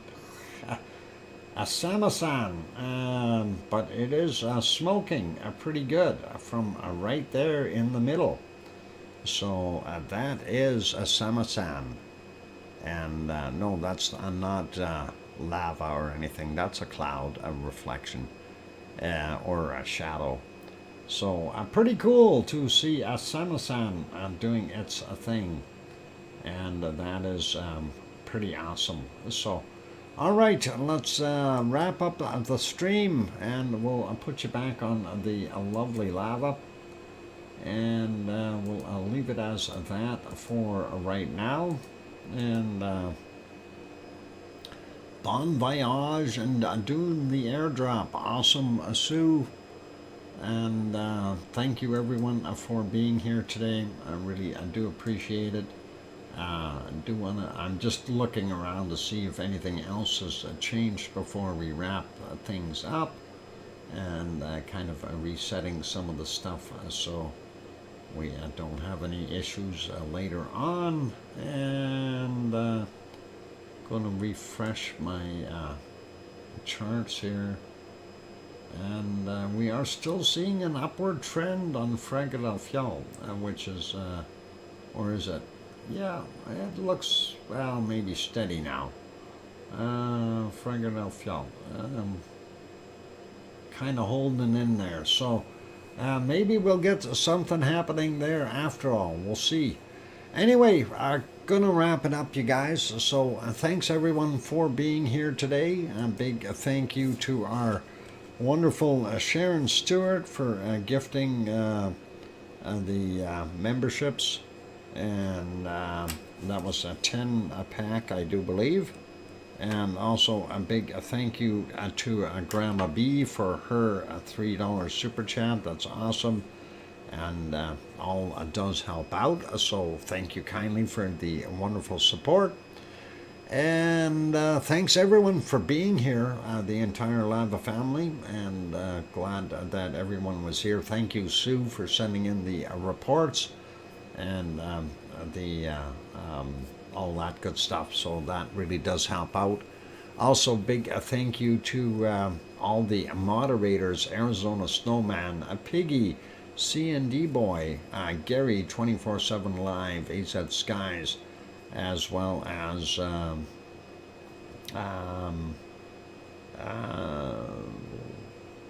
hang on, Lucas Snow and Joseph Fields. How about those two? Did I mention C&D Boy? I think I did.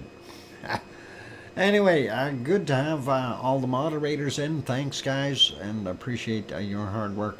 Also, a big thank you to everyone in the Lava family, and that includes everyone, whether you're a member or not.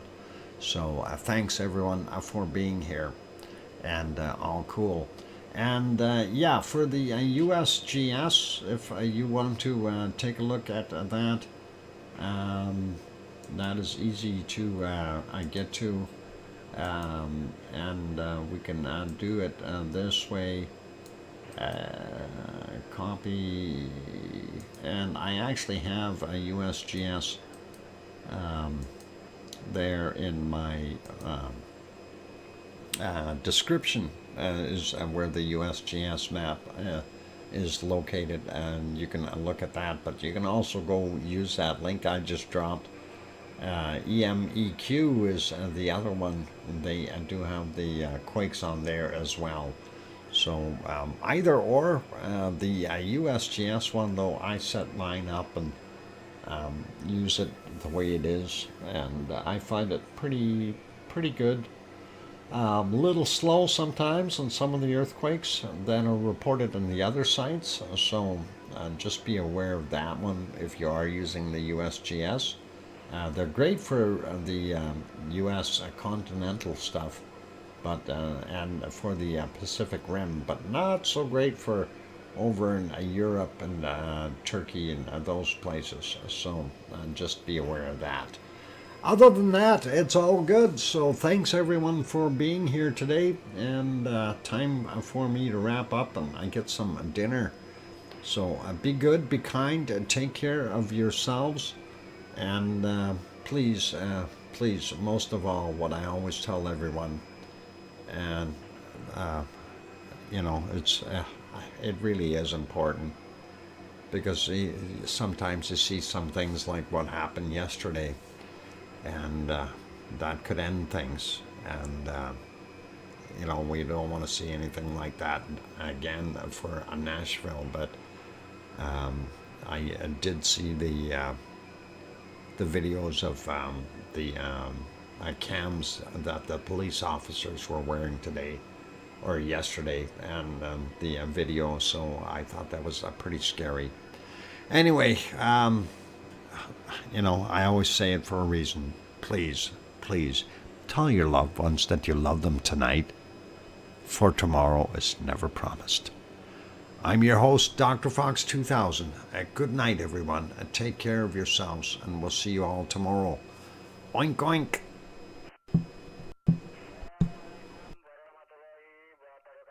Selamat pagi, salam sejahtera untuk kita semua. Selamat pagi, rekan-rekan anggota Taruna Siaga Bencana.